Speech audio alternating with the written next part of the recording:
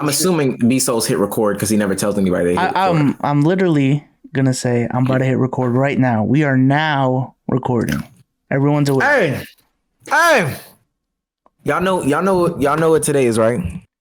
What's today? Today's Sunday, and we record the Let's Keep It a Buck podcast. Welcome to episode 69. It's always episode 69 until somebody ever tells us the number.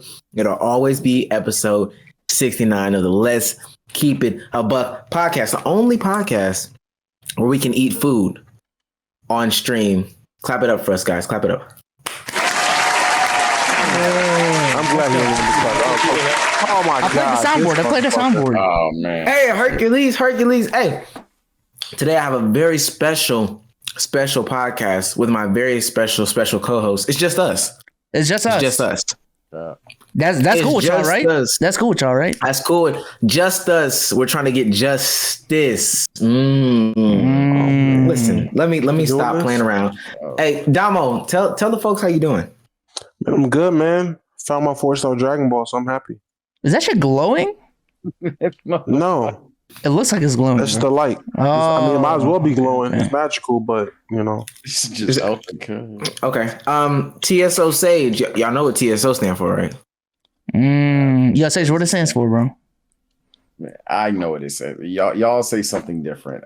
It stands for the slept on, but y'all happen to the sexy one, bro. Just embrace it. It's okay, bro. That's what I thought. It was a sexy. It's a hot boy summer. It's a hot boy summer. Wow. Sage, how you doing? How you doing? I'm good, bro. I'm good. Just living and learning, brother. Hey, and you know who we got over there? Benjamin. B, aka Bitches Souls. Oh.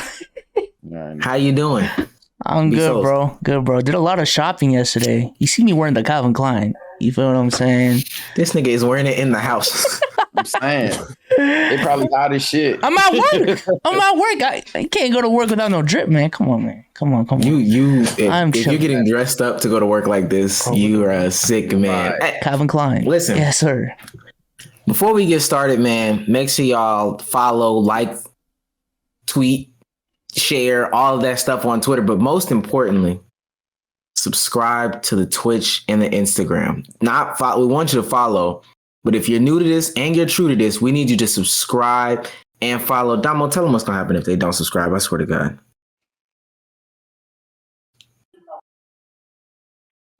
I guess B Souls is going to tell us that. B Souls, tell us what's going to happen if they don't subscribe. No, end the pod, bro. That's what it comes down to, man. I need more subs. We need to make this a sustainable platform. We're trying to do this full time, and we need your help. We need it.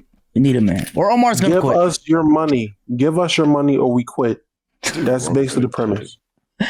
I swear to God, I'll never be on here again. I'll never be on here again. I have several applications right in front of me. McDonald's is one of them. I will never work again. I will never work again. Sage, if you have some time, do you have 2 words for me? What 2 words? Like random words? Any 2 random words? Give me 2 random words. Let's connect the dots, man. Oh, we're doing this in the beginning now. All right. Don't ever eat a fry like that again. He's giving the 2 words. He's giving the 2 words. What are the 2 words? All right. Nah, that's too easy. Memory and wallet. Oh, that's too easy. No. Wallet, that's way too easy. Memory and aglet. Wow. And aglet. Yeah. Uh-huh. Yeah. That's easy too. It can be. I want to see what he does. I don't know why y'all think this is easy. Anyway. I want to see what he does with it. Memory. Okay. Memory, memorizing things, keeping in track of different things. But of course, where's all those memories stored, right? Right. In your brain. Right. And the brain is a mainframe. You know, they call it the software, the heart, whatever. The brain. You know what else has a brain besides humans? Computers. Computers have brains. Right. Motherboards. Right. So when you're typing to, make up the words that you want to send to the computer. That's called coding. That's a part of coding right there. Coding, right? Right. So when you're coding to type on the computer's brain, you type that in what? You type that in strings. Misos knows where I'm going. You know what I'm saying? Right. Strings. You type that in strings. And then at the end of every string, some say it's a node, or others would call it an aglet. If we're talking about shoestring, you see what I'm saying? Right. So, Did you get how I got there? That was mad impressive, bro. Holy shit. I get it. Aglet. I get it. He turned that into computer science. Oh my That's god. crazy. I ain't gonna lie. Aglet That's to not. computer science. Oh my I have god, nothing. bro. Holy shit, bro. That was That's not impressive. the route. That wasn't the route I thought he was. Dom, what's your spin? What's your spin on it? What's your spin on crazy? it? Bro? I mean, listen. I mean, some people use connection flights. That's why this is the connection. You know, some people gotta. If you want to go from Boston to LA, you might have to stop in Ohio, then Houston, then Atlanta, and then you get to LA. But you know, some people just get straight there. You got big money like that, you just go straight there, one way flight. You know, no connections. What I was thinking was memory, like you said, stuff in the back of the mind. A lot of people forget memories, and sometimes when you hear stuff, it brings back forgotten memories that you didn't even know you had. Like, for example, if I was to say Phineas and Ferb, automatically that memory in your mind of the Aglet episode would come on, and you would forgot that you remembered the actual Aglet song. Right. This nigga said, hey, did y'all hear him say you forgot that you remembered? You forgot that you. Oh shit, I forgot I remember that, bro. Exactly. Shout out to YK Bobby, man. YBK Bobby for the 5 gifted subs, man. Yes, sir, Bobby. Yes, sir. 9 more. You don't want us to stop doing podcasts. Facts. Listen, man.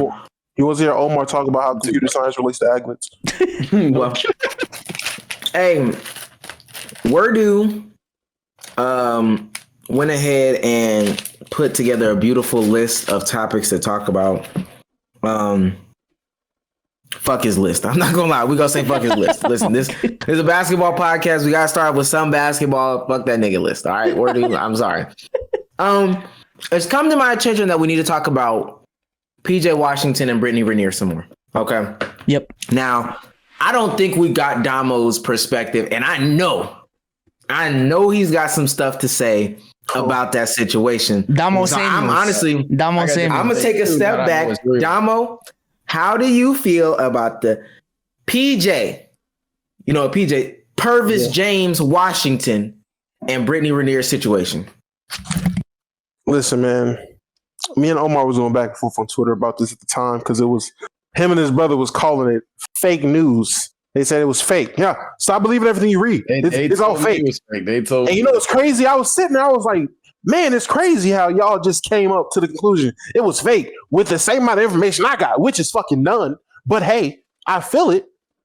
I understand the numbers might be fake, but like I said, even if the 200K is fake, the point is, if this woman really did give this man divorce papers 2 weeks after having his child, secretly, allegedly, that's what I tweeted. I don't got the tweet right here in front of me, but Omar remembers that tweet.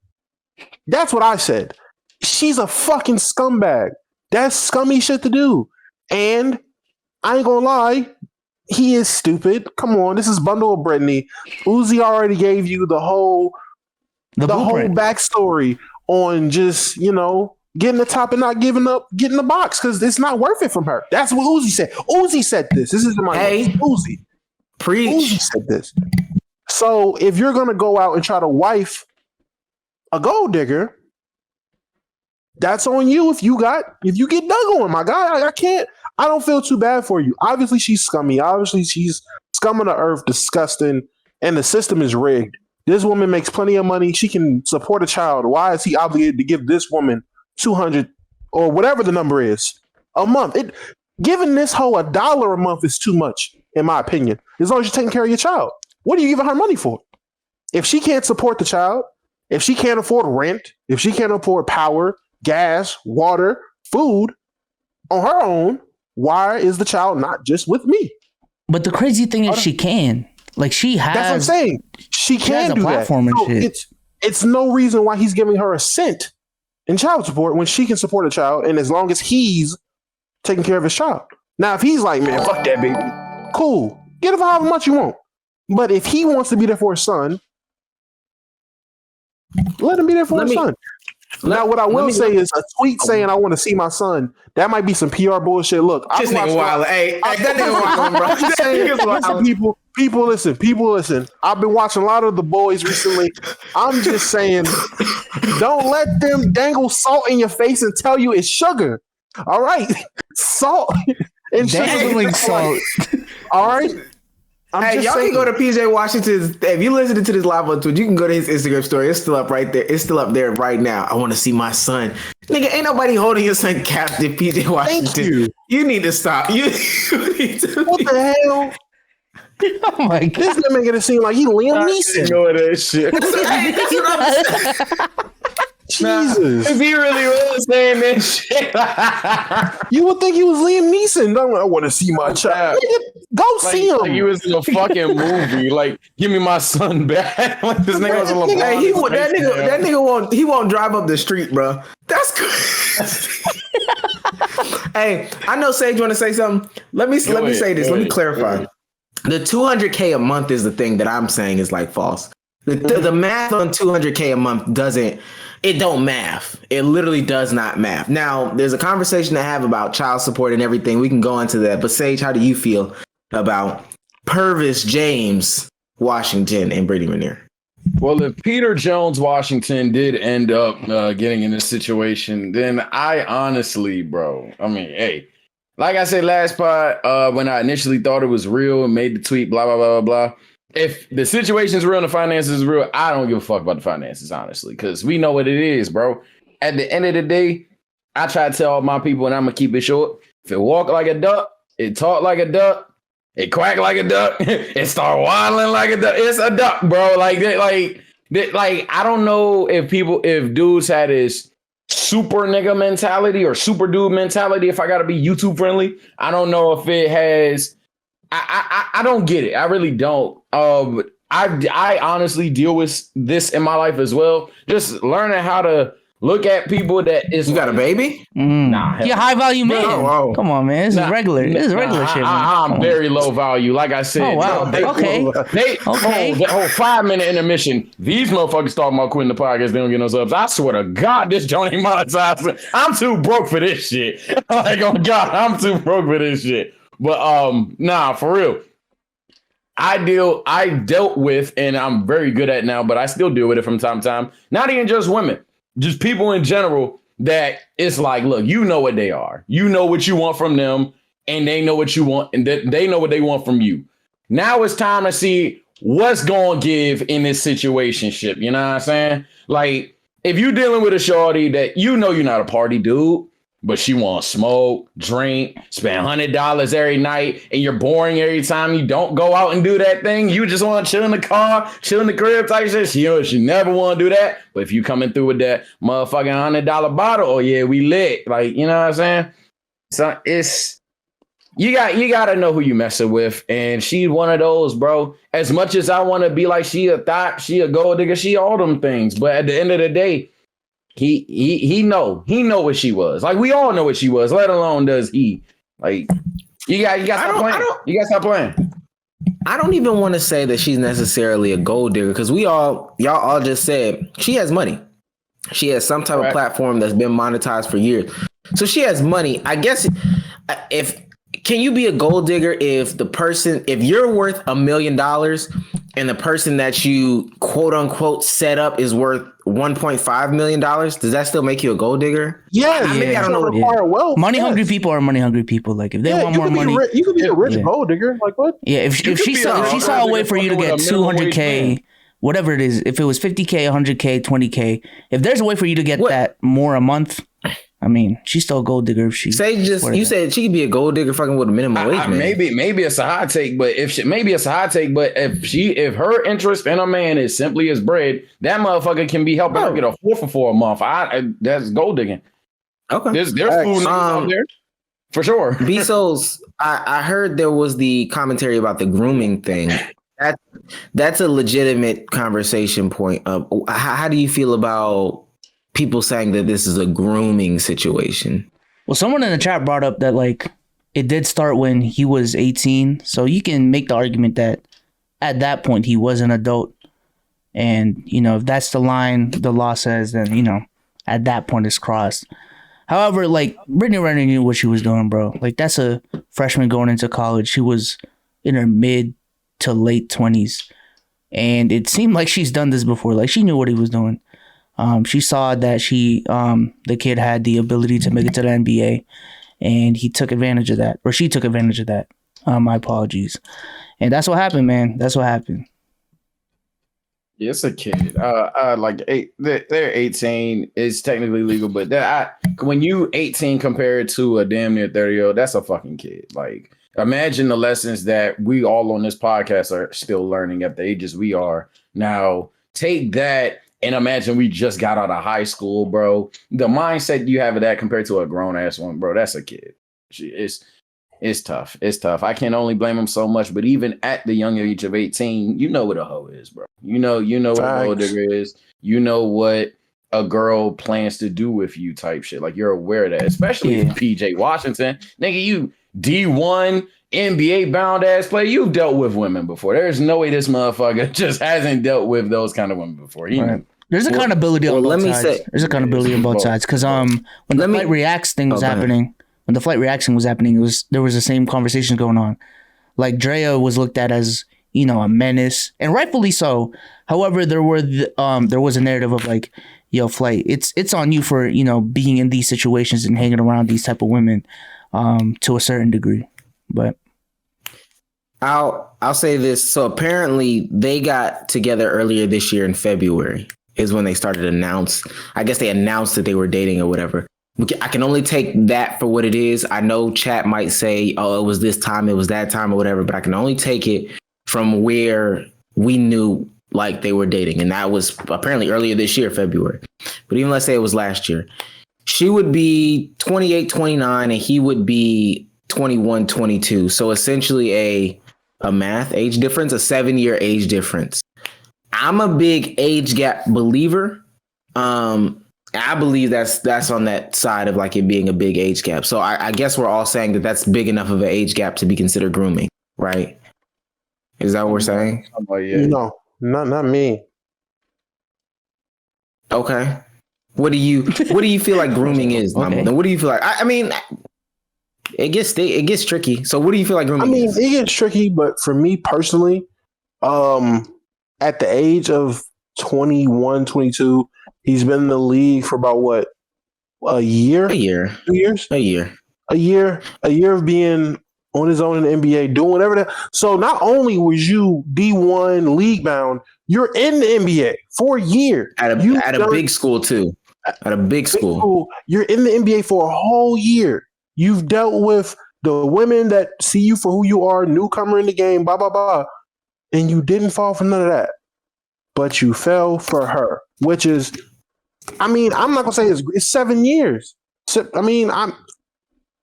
I don't see 7 years being such a dramatic thing. For me, if we hit in the 15, if she's old enough to be your mom, it's a damn problem. She's old enough to be your older sister. Nigga, that's your older sister friend. Are you really about to tell me you feeling? I'm not gonna say all that, but that's not. I'm not gonna say that's grooming. I'm not. That's what I'm saying. I'm not. That's not grooming to me. But if she's old enough to be your mom, then I'll be like, all right. And if she's schemed this, it's you can't. Let's not just go out here assuming she plotted on him. She could have been minding her own damn business, and a bag fell on her lap. Up on her. Bags. Yeah. And and a finesse fell in her lap. There's a finesse just falls in your lap. Mm-hmm. Like, you don't have to go out seeking it, but opportunities may strike where it's just like, man, I just can't it's that easy. Like, I can't let that, especially if you're that type of person. She has history. She has a book. She knows what she's doing. So if something like that falls in her lap, it's not grooming. So you can't just assume she was plotting since he was on Baller's Life when he was 16. Like, oh yeah, pick him out the whole ESPN 100. Like, that's weird. You don't assume that unless you know that. And let me also say, because I'm gonna play devil's advocate. We don't know. This is a bunch of speculation. All of this is speculation. It could be a legitimate situation where, because Kim K, that was married for like 47 days or something like that to Chris Humphries or whatever. And apparently listening to Chris Humphries, that was a legitimate breakup or whatever. So it could be a situation where they truly got together thinking this was a relationship and then they broke up. And now PJ Washington is trying to do some crazy. I find it funny. The crazy PR thing on Instagram, that's hilarious as fuck to me. But it could be a situation where they could have been a legitimate relationship. They broke up because that's what relationships happen. I mean, he got her pregnant and it's just publicized. I can guarantee y'all too, there's a bunch of NBA players who are on child support at this young of an age too. Y'all just don't hear about it. The only reason why you heard about it this time is because it's Brittany Renner. Last thing on this topic, Damo says child support basically needs some change. Yes. I don't necessarily agree completely to what he's saying. Bezos, how do you feel about the current state of child support, I guess? I don't know much about it, so I don't want to say something, I'm uninformed. How you support your kids? Are you just in their lives? AdSense. Let me chill. Okay. Sage, do you have an opinion on the current state of child support? Honestly, same boat as Bezos there. I'm not gonna lie, I don't know too much about it. However, I will say this: any law, I believe any law that can be disgustingly abused for immoral reason is flawed. That open book, close it. That's simple as that. There are women out here. I don't know everything about child support, and if any future lawyers about to kill me, but you're probably 16, so you're not. But like anybody about to kill me, just being honest here. Any law, there are many women that go out there looking for a high value man, praying they get knocked up, and rolling with it. True story. I'm not a high value man, so I don't know what this bitch was thinking. But I swear to God, this one shorty thought I had the bag, fool, and she just. And I'm over here, and we doing what we do, and I'm just like, I ain't got a condom, so I'm chilling on you. I ain't gonna lie, because I ain't trust her ass. I just knew I wanted to stop. I ain't trust her ass. And she goes, nah, blah, blah, blah. She trying to tell me and shit. And then I just think my dumb ass is just like, what if you get knocked up? And I just say that shit just in 4K. And she just says, I went home so fast, it weren't even funny. She throws these up, bro. My mother, she goes, I swear to God, I say, yeah, all right, I'm gone, bro. I never spoke to her again. Fuck that. So, hey, good deal. Hey, I think it's an abuse. I think it's an abuse system in that regard, but I don't know too much about the law to say it needs to be changed. But there is definitely a flaw with it for sure. No question. I will say in southern states, it's overly strict. And of course, as you go up north or out west just a little bit, it's a little bit more lenient.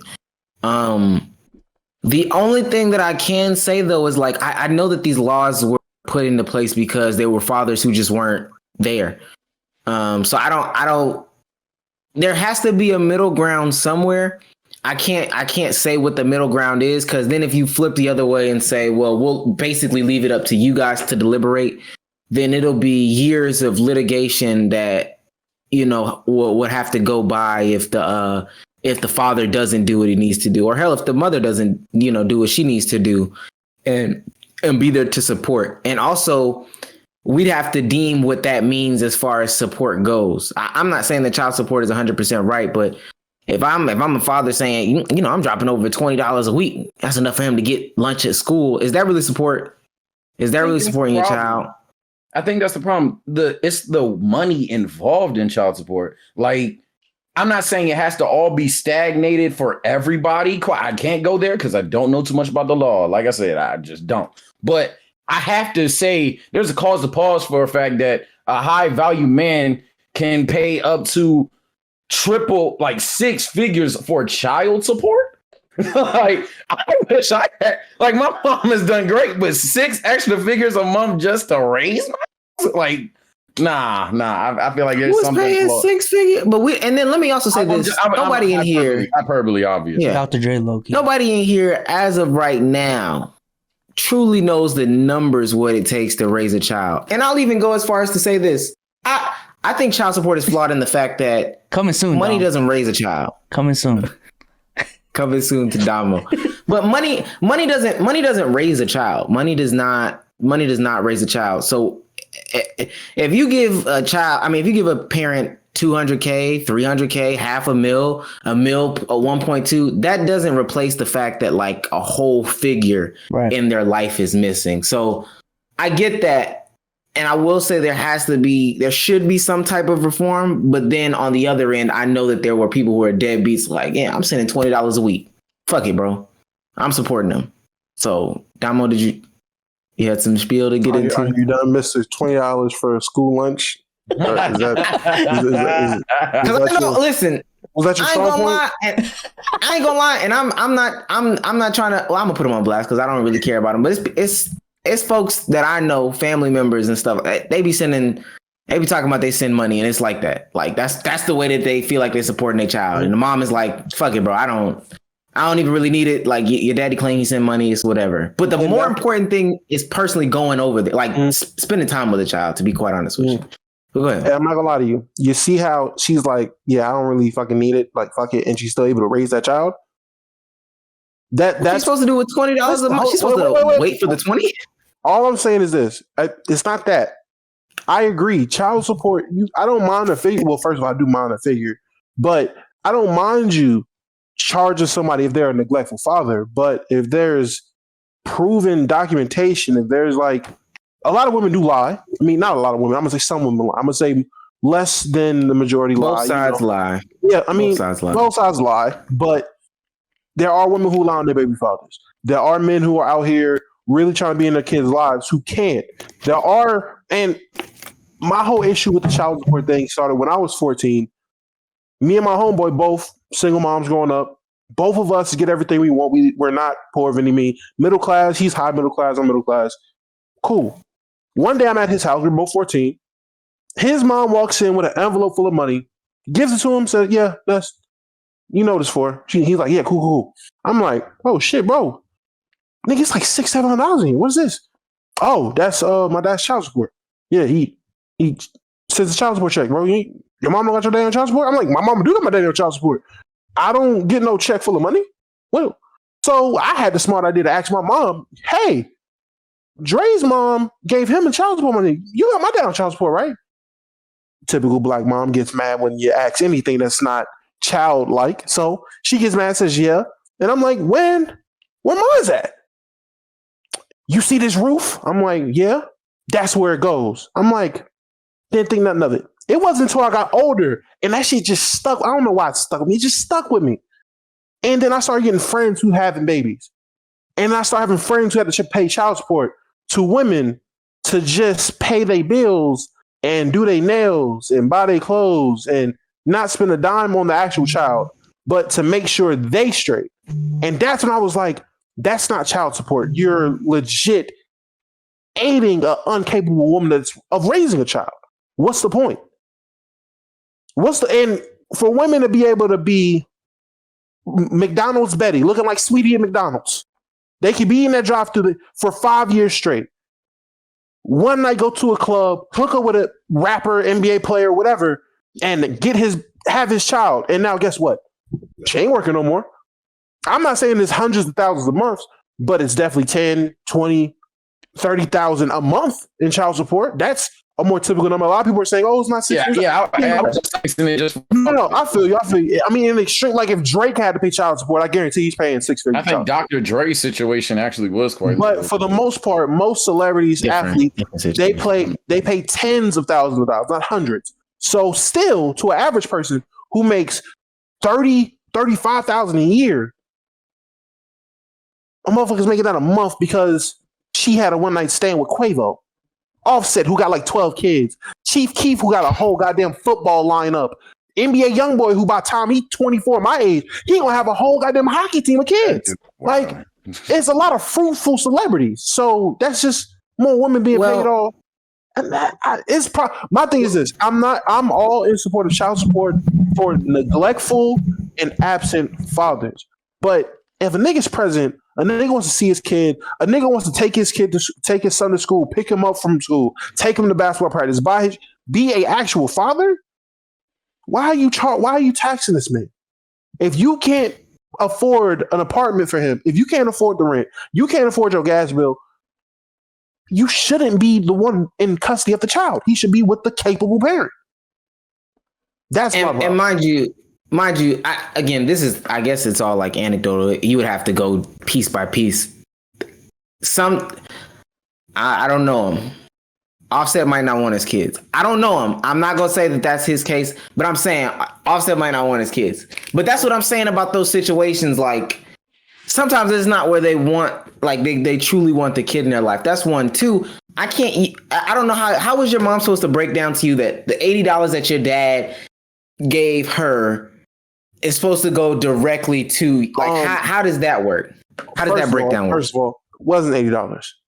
No. I'm just saying, like, if you needed something for $80, let's say the food that you ate, if we itemize the bill and you're like the groceries that personally went to you that month were $80, how is she supposed to make sure that of the money, $80 really funneled that way? Because she's just swiping her card all month. She's making sure stuff is getting done. But she is capable of keeping track of money, though, right? And if anyone knows the finances of raising a child, it's who's mother. Doing that.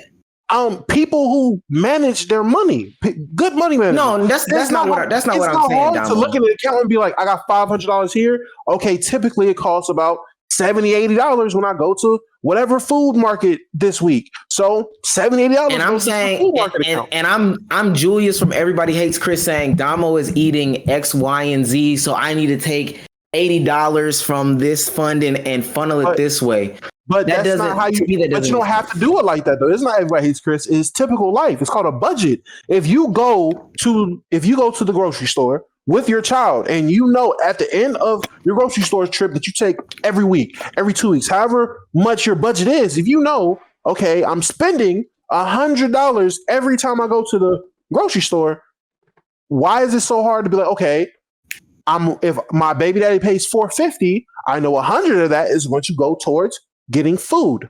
What's the issue there? But even if that's not the case, you said your friend. I'm gonna go ahead and wrap it. But the $700. Let's say your friend was getting $700 a month. What is that a year? Some numbers. Hold on, 8,400. 8,400. Mm-hmm. Mm-hmm.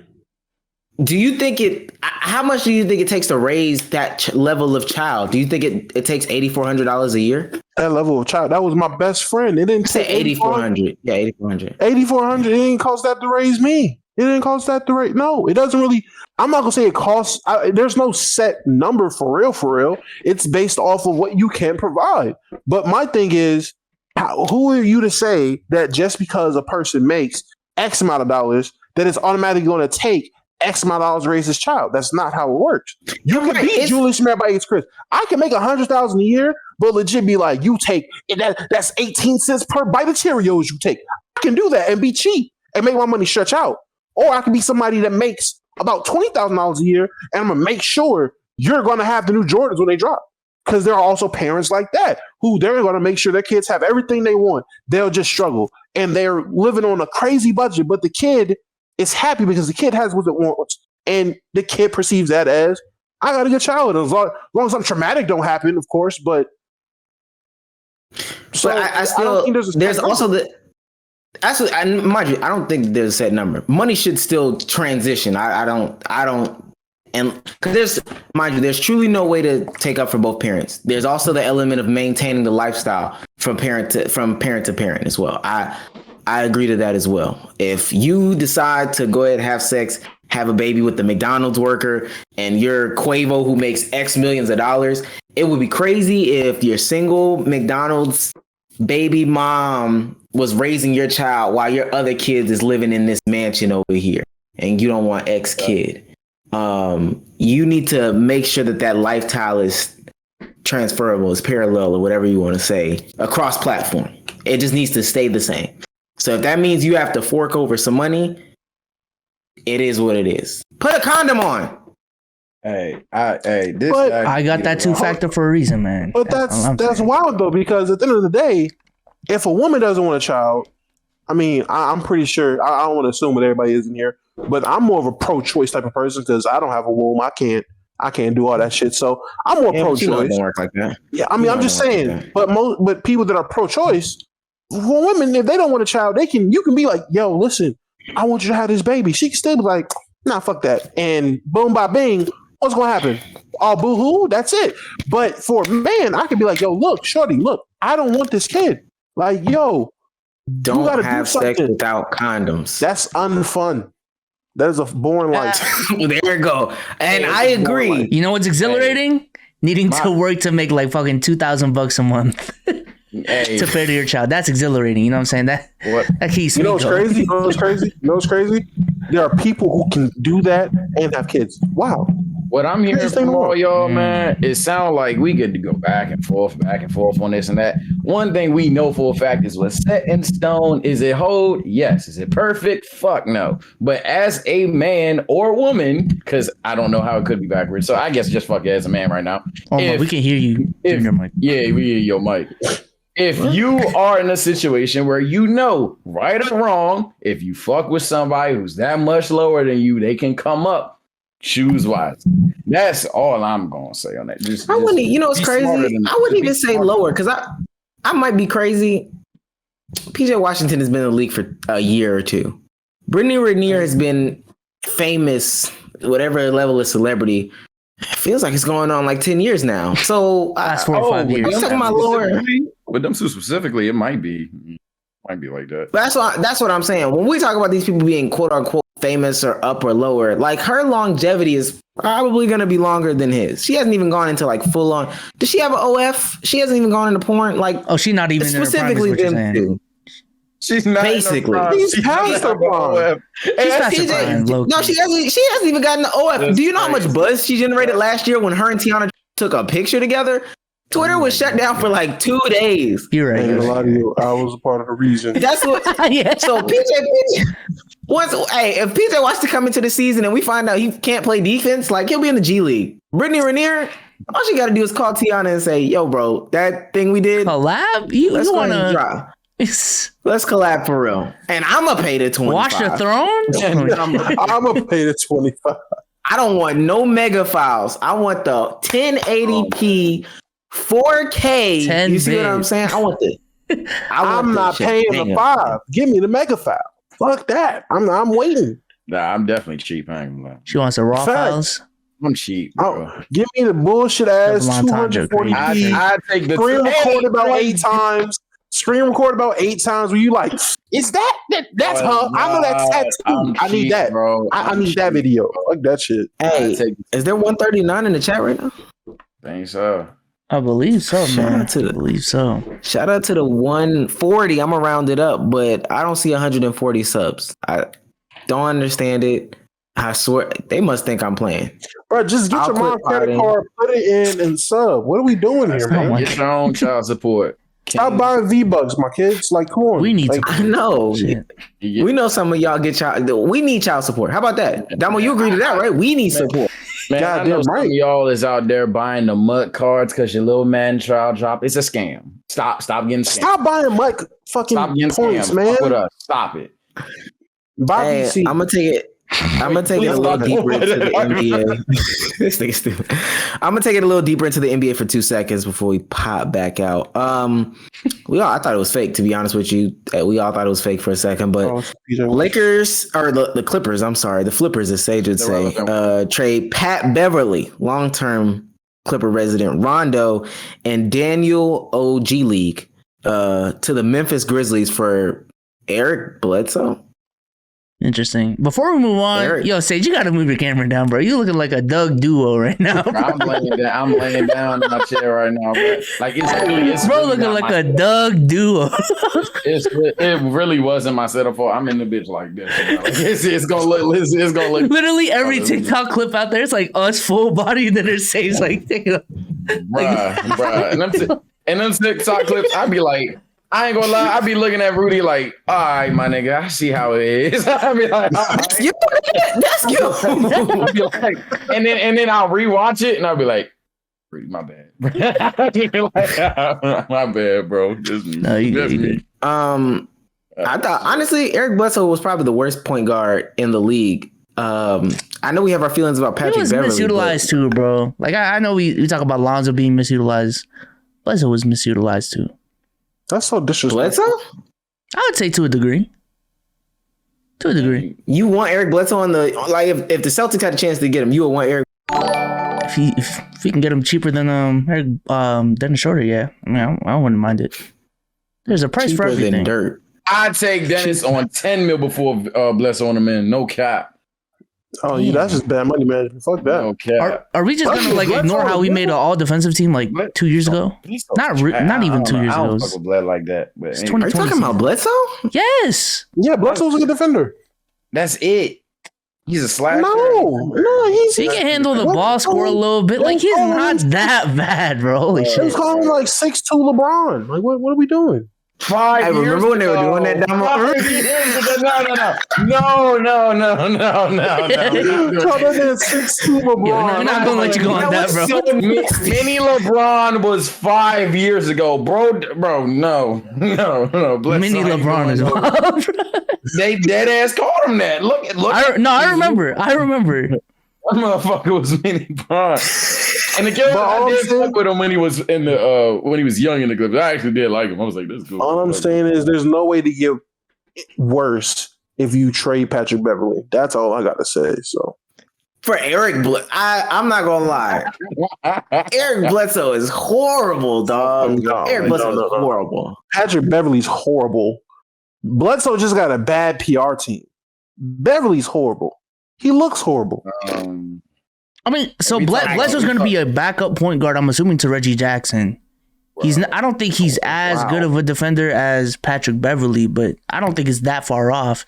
And offensively, I think he's better than Patrick Beverly. He's miles ahead of fucking Patrick Beverly. He's a better playmaker than Pat Bev. I don't think he's as good of a three-point shooter as Pat Bev. But. Do I give a fuck about his playmaking? I don't give a fuck about that. On a team with Kawhi Leonard? Yes. Yes. Leonard and PG? I'm not. Listen, if you tell me Eric Bledsoe, Kawhi Leonard, PG, Nicholas Batum, and Serge Ibaka, the last person I want with the ball to make a play is Eric Bledsoe. I don't. Bro, we legit just came off a season where people were like, man, this team really needs someone to play make. At that time, there was no playoff Reggie. At that time, Rondo was a dud. And at that time, it was legit Kawhi and PG playing point guard. And niggas was like, this will not work if you want to win. They go out and get a guy that can legit, if do anything for this team, take playmaking duties and play defense. He is a two-way defender. I mean, a two-way playmaker. Being a two-way defender is hilarious. That's the word. That's nasty. He's a playmaking lockdown defender in 2K terms. Playing defense on offense. Play lock. He's a play lock, my guy. Like, come on. 75 overall play lock, but it's okay, bro. He got silver badges. Okay, he got silver hot start, but don't have no jumper, bro. I mean, I look. Maybe me and Omar are just hating, toxic. I don't know. I've seen this dude in the playoffs in the last 24 games. Dude, yeah, let me get right here. Last 24 games, he averaged 13 on 40, 24 splits. 19, 20 alone. Wait, it was 30, 39, 25 splits in the playoffs. I'm talking about in the playoffs. He's a backup point guard. He's gonna be a backup. You said 24. Crazy. You need him to do better than Patrick Beverly as a backup. People like this is 24 playoff games. Patrick Beverly as a backup is going to give you better defense and give you much better spacing. And honestly, when it comes to the whole playmaking shtick, they have enough shooters anyways, bro. They can get rid of one Pat Bev for more playmaking, like off the bench. Bro, but his playmaking is what? How valuable is his playmaking? 6 assists and more valuable than Patrick Beverly. I would genuinely tell Paul George to be a playmaker. Bro, I'm sorry. They did that. The Clippers' downfall, unless Reggie Jackson suffers a major injury. It didn't work because it was Marcus Morris, Reggie Jackson, and Paul George. That Kawhi Leonard, we might be having a whole different conversation.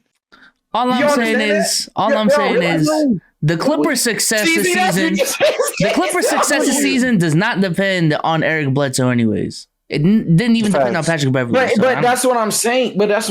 Like, this move, it's not in any way shape. It's at peak stagnant. If not, it's like, damn, you gave up a shooter and a one-court coach. How many years is on his deal? And his contract fucking sucks. Now I remember it. Let me see. Because this might not court coach. This might not have been a this year trade. That nigga play off Rondo some shit too. Don't even worry about this isn't a this year trade. If his contract is 19 mil for 2 years. Okay, so this is for next year when Kawhi comes back. Because they're not going to have Kawhi this year. 21, 22, and then 22, 23. No, I'm okay. So he's going to be an expiring contract going into the next season. I mean, that's fine. That's a good trade. They got him for another year. Y'all cap. Bro, you legit. It's not that bad of a trade. Oh my god. What are they I know we need clips, but not that with bad. no Kawhi? What are they going to do? Build a championship team without Kawhi? There's no Kawhi. What? Kawhi resigned what? No, but he's not going to play this season. He's injured. They've not tore his ACL in the playoffs. Come postseason time, he's likely to play. But come postseason time, you're going to put a rusty claw in the game? You going to bench him? Rusty claw? You might as well. He ain't played. Like, what? I mean, it says here, Kawhi 2 years removed from basketball is better than like fucking Mook. Like, bro, I'm playing Kawhi Leonard. Like, what the fuck? Okay. See how that does for PG. They don't have shit. Disclaimer: they ain't doing shit anyway. Like, can we go and stop being nice to the Clippers? They ain't doing shit regardless. I had him in the finals. I'm about to say when Kawhi's there. Kawhi's 2 years there. ago. All I'm saying, but that's my saying. If we're gonna be on the same tip that if Kawhi's there, they do X, Y, and Z. There's no way we're gonna sacrifice some shooting, but yes, they have enough shooters. I'm aware, but even more shooting because when you put someone who can't shoot on the court, even though that is one less shooter, yes, at the end of the day, there's one person you do not have to guard for 16 minutes a game. Essentially, that is a weakness on that end. His playmaking, which I think New Orleans would be a lot better if he was that good of a playmaker because, hell, they told Lonzo in the corner and them motherfuckers was an 11 seed. So I don't trust his playmaking to the level that you guys are trusting him. I still think they need more playmaking with Eric Bledsoe on the team. I don't think they just checked off that weakness either. If it's a problem, just take him out. He's coming off the bench anyways. Thank you. He's the backup. He's not starting. Okay, so that's why I'm like, at best it's stagnant, but it could also just be straight up a bad move. And I think it is a bad move because you likely could have got something better. But how bad can you be if your second string? I don't think it's egregious, but I'm not about to talk positive of it. I don't think it's egregious. I don't know much. Okay. So Sage, let me ask you this, and then I know where we're at in this conversation. How many backup point guards can you name better than Patrick Beverley? I mean, not Patrick Beverley. I can name a lot better than Patrick Beverley. Then Eric Bledsoe. How many better? How long is the podcast? Backups. Oh man, this guy. I'm just asking a question, man. How long is this podcast normally? 2 hours. An hour 30, 2 hours. Hour 30, 2 hours. Oh man, y'all got time, man. All right. Shit. NBA teams. Look, I'm just but backup point guards that are more talented or that I would prefer. Better backup point guards than Eric Bledsoe. That's all I need. I don't think the boy is that fucking good. All right, so let me hear some names. So you got it. Dennis Schroeder's better. I don't. Who the fuck is our backup? Is Dennis Schroeder really a backup point guard? We don't have Alex Caruso no more. I'm just naming one. I just say I don't know who ours is, but hey, whoever fuck. Wasn't he the backup point guard? Now it's a Kendrick Nunn. Dennis Schroeder is not a backup point guard. Kendrick Nunn might be better. Wait, what? So who is it? THT? Wait, yeah. Wasn't he starting on the Lakers? And he's probably going to start for the Celtics this year. Dennis Schroeder? Schroeder? Oh, he's talking about Dennis. I was like, no, because you brought Dennis Schroeder. And even in his 1 year in OKC, bro, he played better than a lot of starting point guards. I mean, Dennis was literally a 6-man a year candidate. I mean, he took Jeff Teague's job. But I'd say if he starts for you guys, cool. But like he was touted as a backup all the way into certain lineups for us this season. But even if he doesn't count, I would say Alex Caruso's a better serviceable guy. I don't know who the fuck Knicks nigga is. I don't really care. Is it Quickly? I don't know. Spencer Dinwiddie's immensely better. Like there's guys who are 10 times. He's starting. He's on the Wizards. He's starting. He's not a backup. So who started for? So all right. So wait. He's starting. He was just a backup. See, we're being technical. He didn't play. We're being real technical. We're being disgustingly technical because players who were backups get moved to start for teams, and I was like, "Oh, hey." He's a starter now. Can I fucking wait? All right. So in that case, if that's the question, we're being that technical, and I can't reference lineups till last season. Then I guess this is a wasted conversation, and we have to wait until mid next season because that's petty as fuck, and y'all know it. That's petty as shit. Baby Brown gonna prove you wrong, Sage. I'm not trying to turn on niggas, but that's a new level of petty. If I can't say Spencer fucking Dinwiddie, he's a backup. He's a backup last season. Sage. Listen to me, Sage. Yeah, what's up? That man didn't play this past season. And the season before that, Kyrie Irving was in that lineup a lot. That man started a lot that season.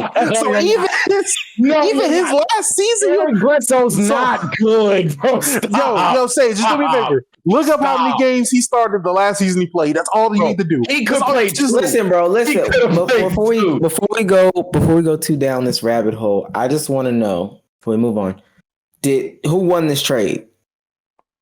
Nobody. Clippers. I think the Grizzlies got a good return.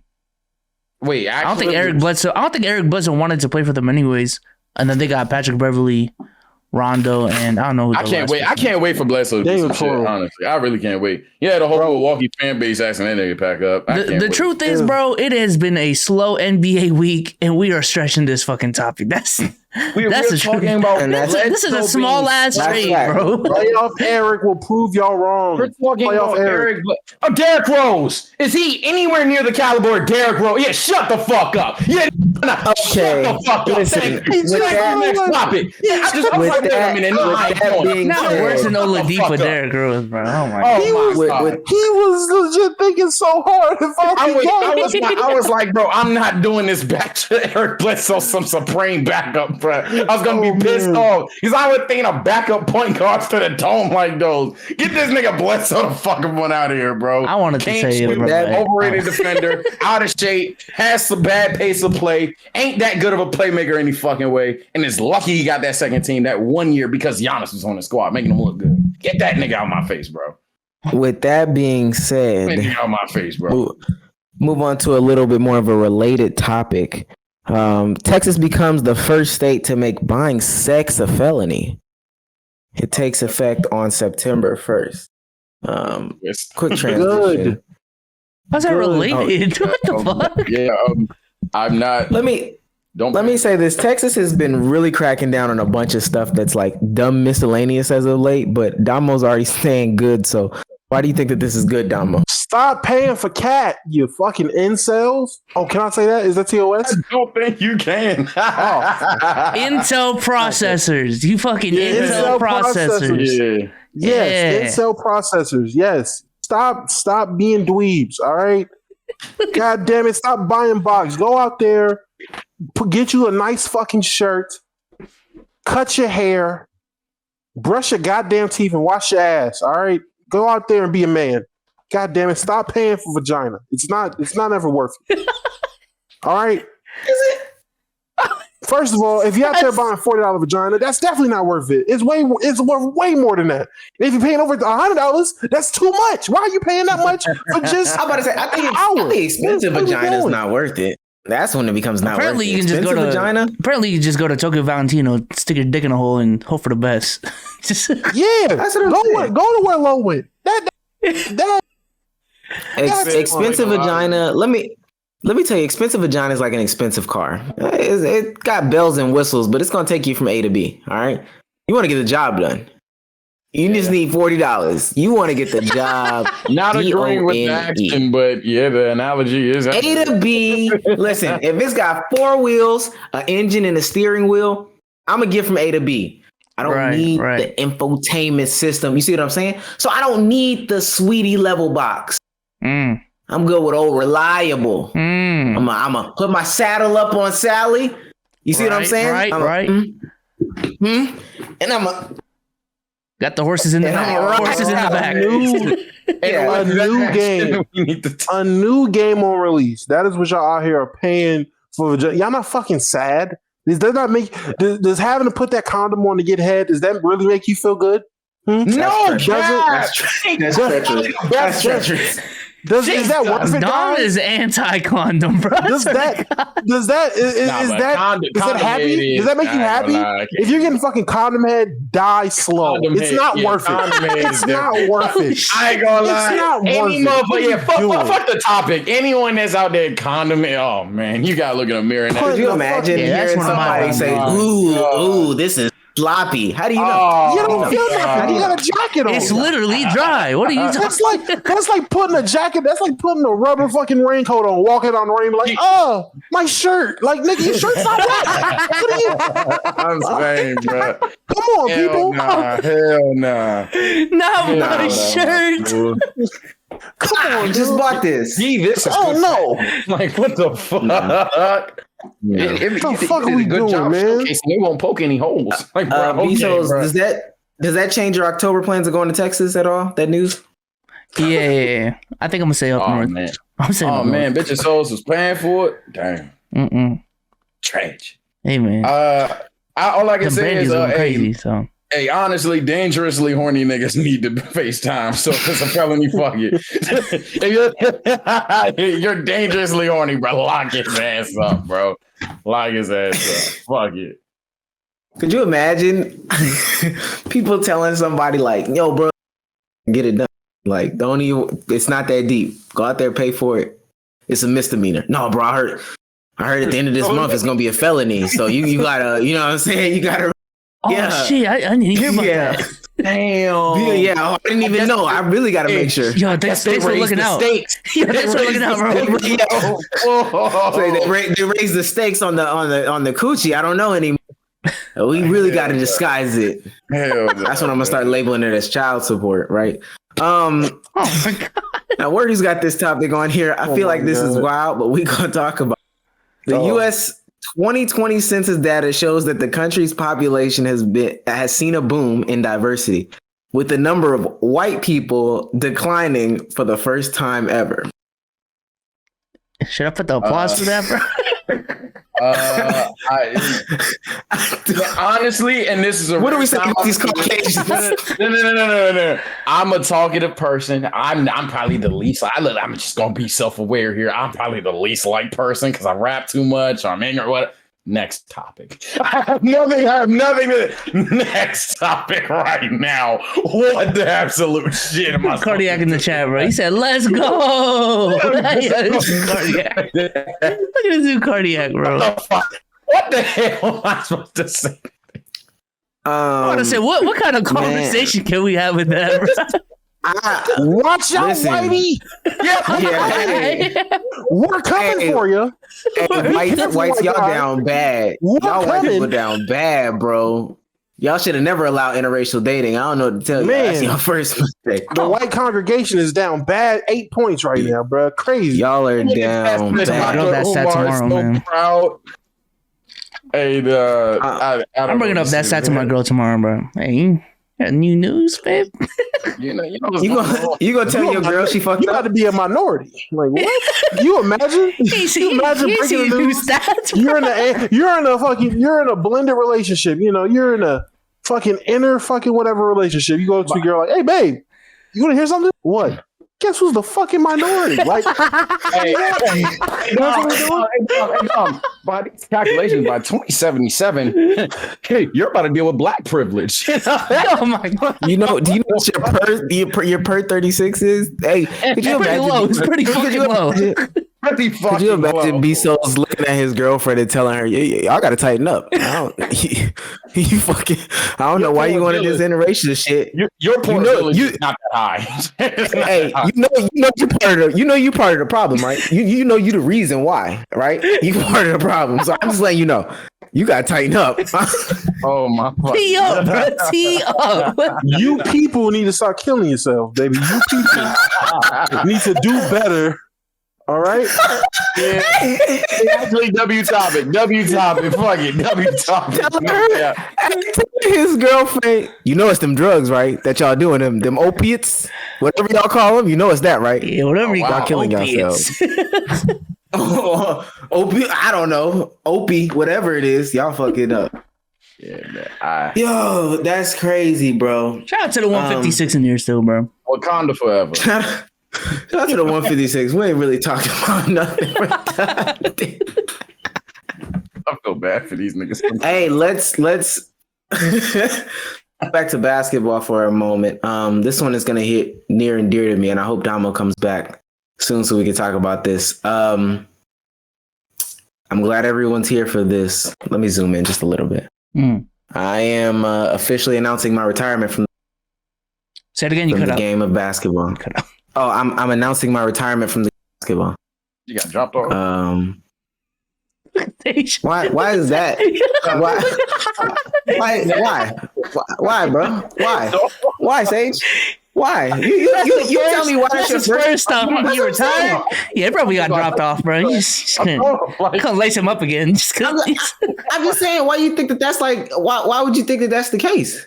Bro, it was so dramatic. I had to assume he scarred your ass. I was just like, hey, he must have that motherfucking jumper. I don't know what he did. He said, oh, you got dropped off. Anyway, he played in that Portland Pro-Am game with Peyton Pritchard. He got 92 dropped on his head. Hey, what do pro athletes have to prove when they go do that stuff? Like, I don't know. It's like, bro, in the fucking PG rec. Like, okay, bro, you're better. We know this. That's not gonna get you no pussy, Peyton Pritchard. Like that ain't gonna get you.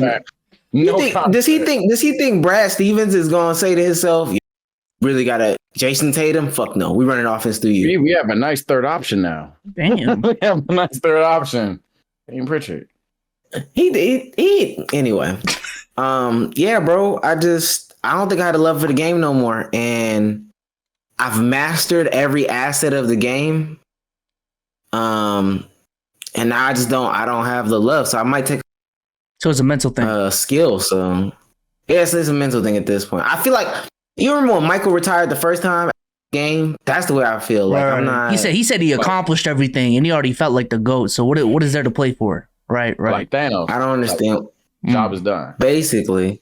So I don't know if y'all had any recommendations of other get into. Please don't say uploading videos to YouTube, but did y'all had an idea of what else? I mean, if you want a physical test on your body, if you still feel like you can run, do all that things, I would say see how physically demanding your body really is and try football, man. Or if you just want to see how you want him to die. You want him to die. Hey, just start. Oh, I don't know. Just see what you can do. Or if you want to test accuracy, hey man, golf is often where players go. You at that golf stage now, man. I heard Cole the Man's pretty good at golf, man. God damn! If I'm at the golf stage, what did I come back to? Oh, my retired. Yeah, this is my retirement speech. You know, yesterday was Magic Johnson's birthday. Shout out to the Leos. And I got reminded of his retirement. I played basketball today. I'm retiring from the game, dog. I'm like MJ the first time. Like I just don't. I've accomplished everything. You MJ retiring from baseball? No. From basketball the first time. I've accomplished everything. I already have my status. I have nothing else to prove to this world, to this league, MVP, to the game of basketball. Rings, the skill, the stats. What is there to do? Hey man, I guess you can take your talents to South Beach. You sound like Kevin Hart giving his celebrity game speech right now.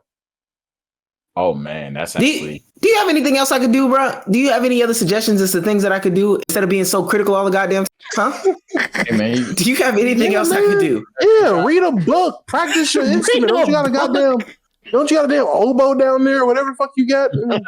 Oh, the cello. You got the cello. There it is. It's dead ass a bass. It's a bass? Yeah, it's that bass? I thought it was a cello. Play your bass. The hell? Nigga said do golf. He said a sport, not an activity. Golf is an activity. It's not a fucking sport. What? I see you being a travel blogger on TikTok now. Maybe that's a lane. Omar tried. Oh yeah. Omar. Hey. TikTok influencer. Oh, Meezy, 2 E's, 2 Z's in the building, man. How's TikTok been treating you, bro? Cause you already got the 5K. Hey, yeah, I'm not gonna lie. You see, my eye just got lazy. You get hella bitches off of TikTok. TikTok is too easy, I think. TikTok. Every time anybody ever has a conversation about, they always into this thing like a statement that generally says, I don't know what it means, but it's easy and I'm doing it. Like, there's no reason why I have one TikTok 89K. No hashtags, no nothing. 89K off a dance move. I heard hashtags literally don't do anything. Anyways, that's why I stopped doing them for our clips. So. Oh, really? Yeah. It's all about the audience retention. Hashtags don't matter no more? It's all about the audience retention, man. If you got good audience retention, got good engagement, you gonna get views. You don't get views. Wordu has another topic down. Gosh, we're gonna beat this with a dead horse, I guess, until it gets, tried out in court. Prosecutors have filed a motion to revoke Tory Lane's bail for violating a court order to stay clear of Megan Thee Stallion. Prosecutors are claiming Tory was within 100 yards of Megan at Rolling Loud. Jesus Christ. The natural hair Megan is amazing, but Bezos, how do you feel about your girl, Meg Thee Stallion, and Tory Lanez again? Unanana herself? Yeah. You got that? Hey. I mean, I'm pretty sure in this case, it was just them two being out Rolling Loud. It wasn't like Tory was trying to get near her, They were just in the same event at the same place. I don't think this specifically was a big deal, but I may be wrong. I feel like Damo's about to go off. So Sage, do you have any thoughts on Tory Lane, Megan Pete? I mean, I've said this several times when it comes to celebrities. I haven't said it in a while though. Why do we care so much? I just don't give not one fuck. This shit was not like, if he did the shit, he's a wild dude. We know it. Handle him appropriately. Fuck him. I don't care. Literally. No, prisoners. Literally. If he didn't do it, that's a very wild. We gotta go back to that, bro. I can't. We're not moving forward, bro. What the fuck just happened? Why are we? What just happened? I just want to make time if he did it. Wait. You can't say that. Motherfucker said, "Meet the booty warrior." Like, I was just agreeing with Sage, man. I was agreeing with no. Sage, what we're doing. It's what you say. Sage, man. It's not what the sexy one. This motherfucker. Hey, man, it's in the name. It's in the name. No. We're not linking that. He's different from me. Fuck that. I was a prelude to his answer. We're not the same entity. We're not a pre-com. Wait a minute. Hold on. Yeah, John talk, bro. I don't care. Whoa. I'm not doing it. This nigga called me pre-com. You got it. I quit. All 140 of you can be subbed. I quit. I quit. Troy Sage's pre-com is a menace, bro. What the fuck? Can't do it. You got my esteemed guest. Bezos, say what's up to the people. Yo, what's good, yo? Pre-com. Say what's up to the chat. Yeah, hell no. Hell no. No, say what's good. Yo, that's nasty. Swear to God. Oh my God. The pre-cum one. That's crazy. But yeah, that's man, it. give Sage, man. You see how long I stay around? Look, it's all Kiki's right now. Yeah. Wait the next episode come around. I will go on strike, nigga. I swear to God, I won't be on this motherfucker. Hell nah. Oh shit. Okay. What were you saying, Demo? We got cum bucket and pre-cum? Wait.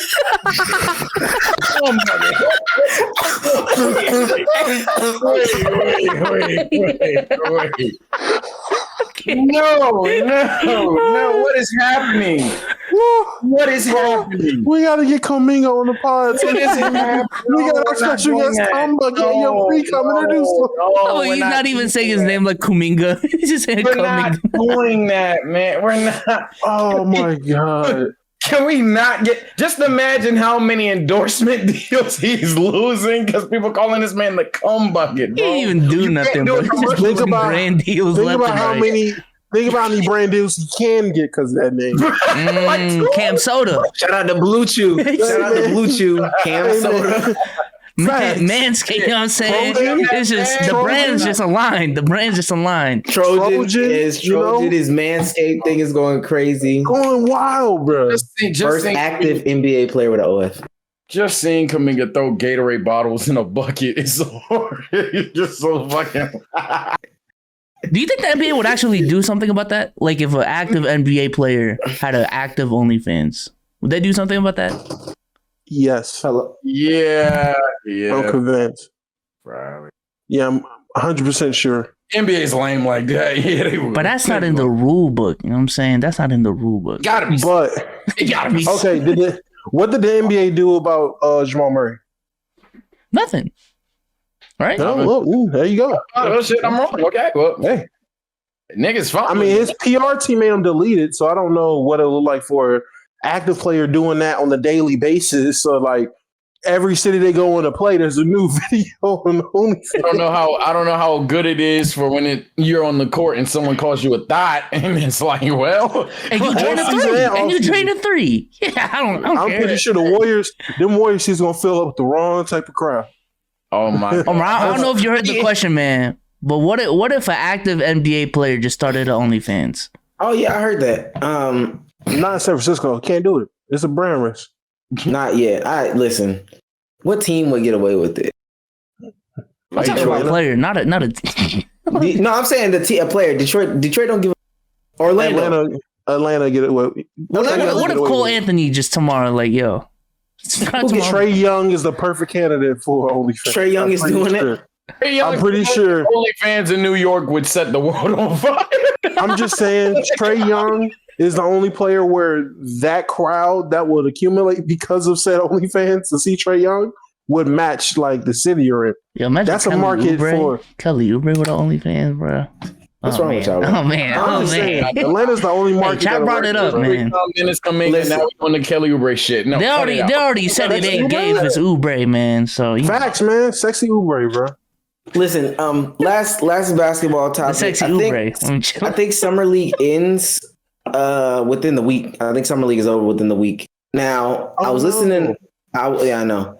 I was listening to John Hollinger, and he was saying, former executive for the Grizzlies and podcast, inventor of PER, Eli's favorite stat.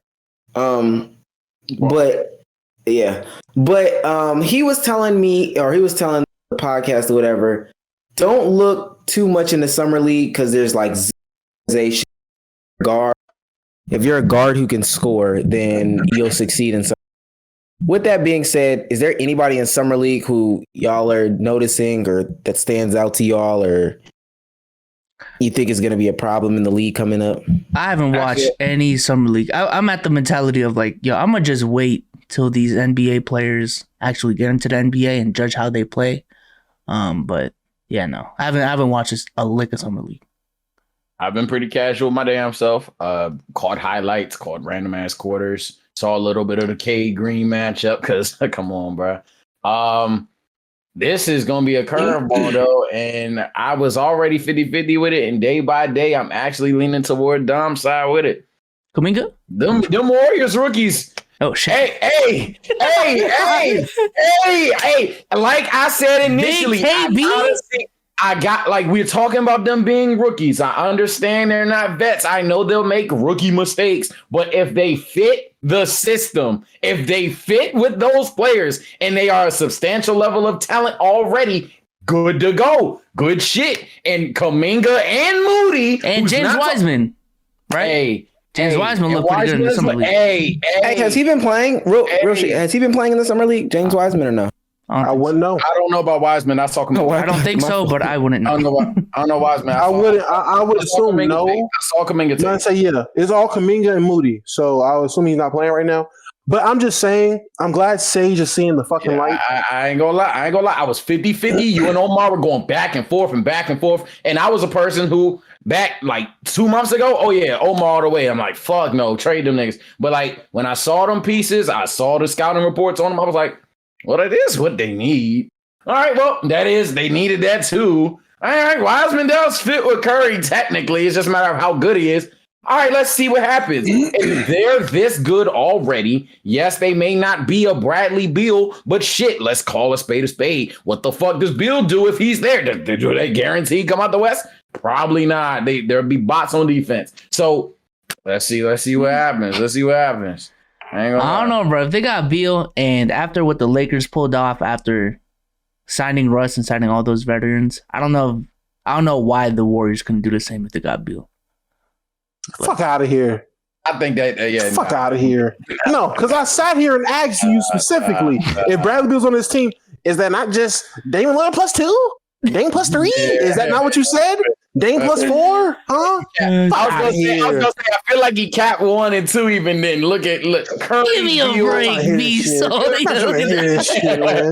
Curry, Beal, and injured Clay ain't hell nah. The Lakers would literally punch him in the mouth. It wouldn't be. The only thing that I have to say is like John Hollinger said, there's literally like no structure to Summer League, and I didn't realize that until probably like this year when I realized like, dang, they are really just going out there doing whatever they want. And then I see people getting hype about like Cam Thomas. Now, mind you, ever since Ant was on this podcast, I've been high on Cam Thomas.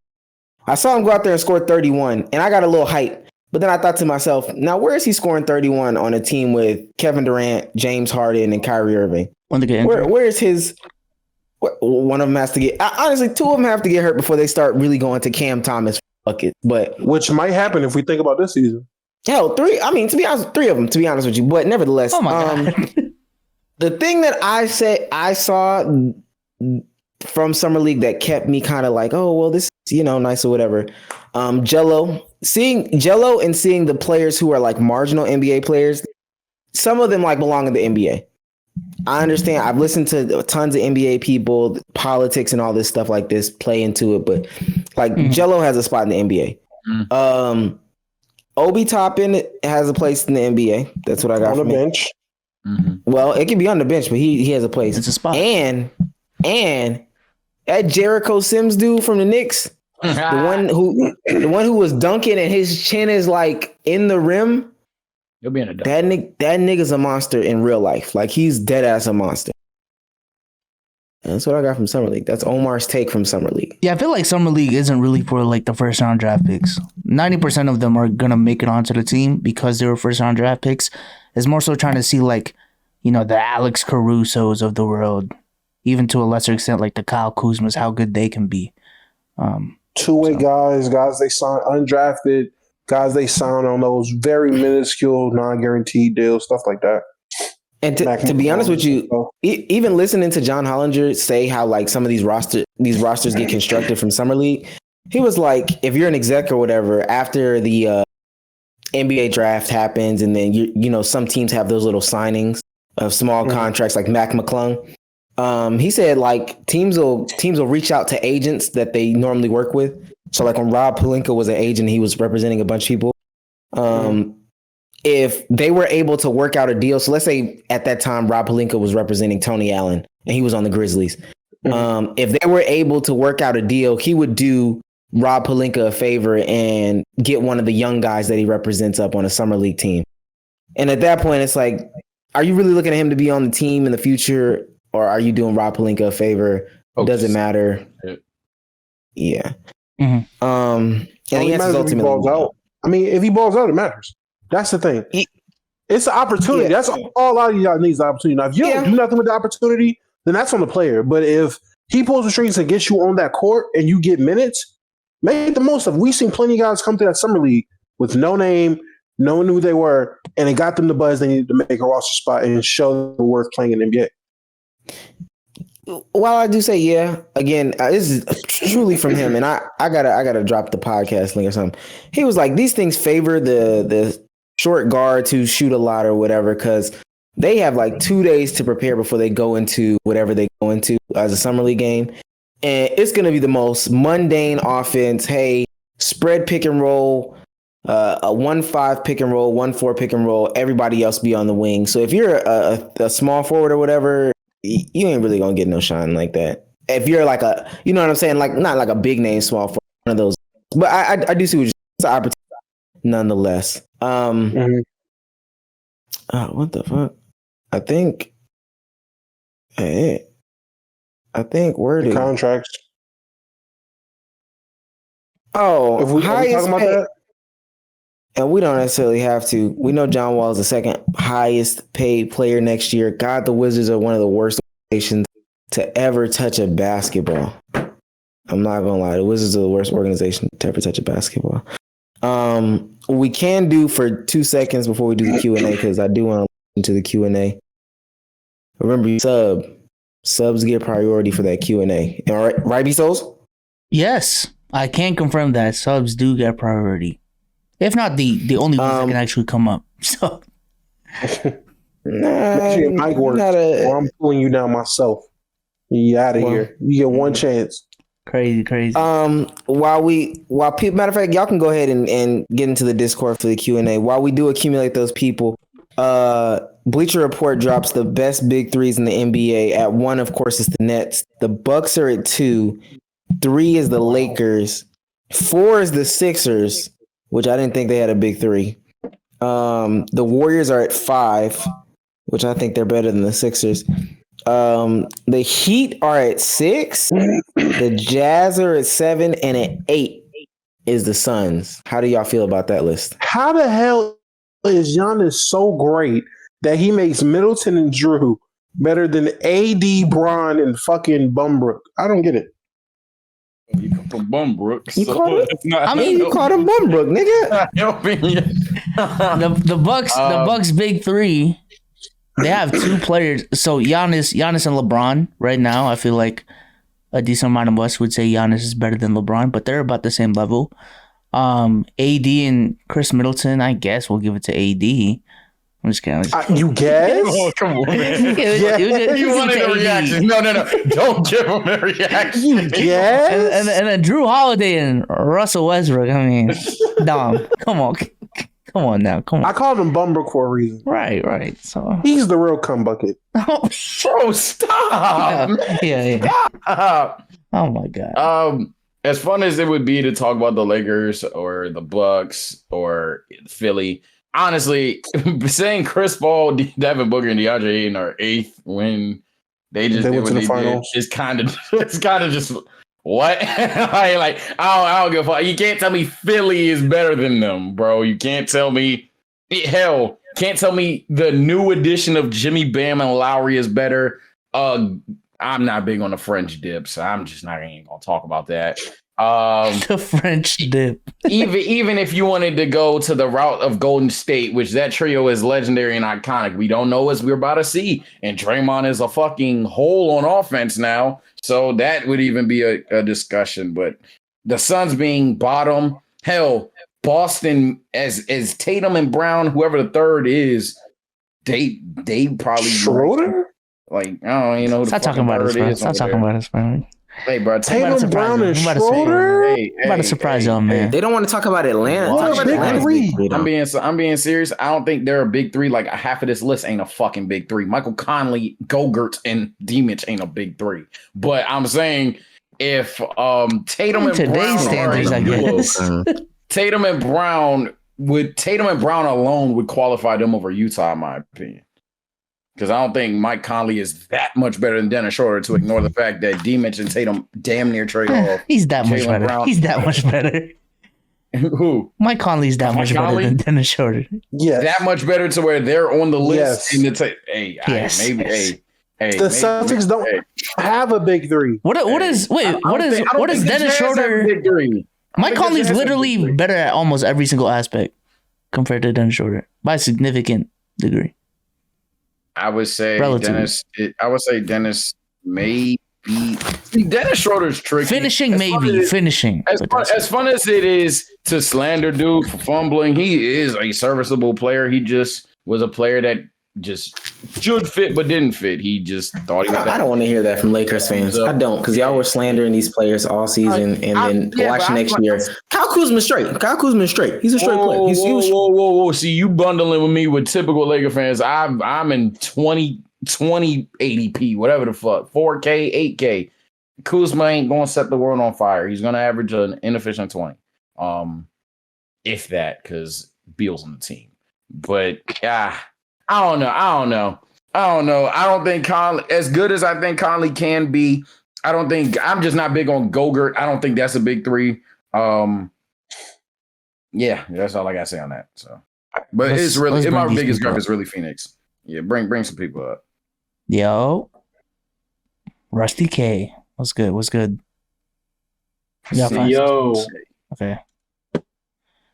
Twin? Yeah. You hear me? Yes, sir. Nope. Yeah. All right. So my question is, I'm an international dude.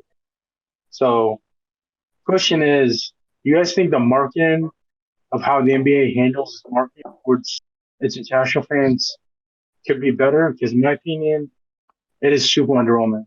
Because they have fans all over the world, but I don't feel like they're capitalizing on that pretty much golden opportunity to get better viewership, not just on TVs, but also streams. Just have a bigger fan base around. What do you guys think? Where are you from? Asia. Okay. Well, more specifically, a small country called Kuwait. Gotcha. Oh, okay. We know Kuwait is. Shout out from Kuwait. Or shout out to Kuwait. I would personally say that Adam Silver, in my opinion, has been lackluster on the whole commissioner side.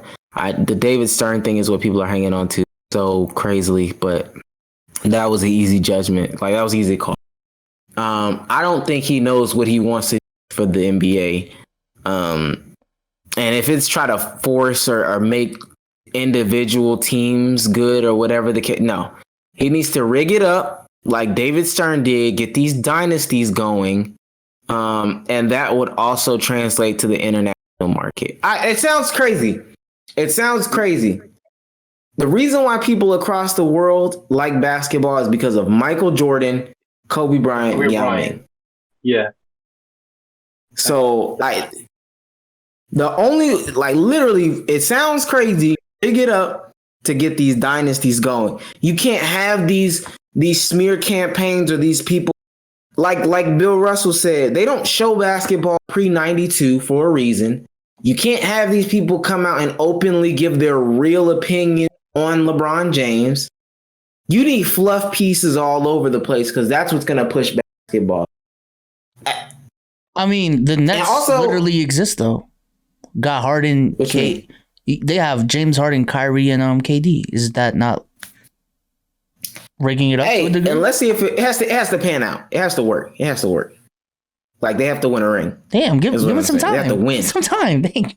That's that. I'm gonna say they didn't even have a full season, bro. It was a trade deadline type thing. You're one with injuries. In China, Kobe pushed it. Like, people in China, I know this. People in China, they don't see LeBron as the GOAT.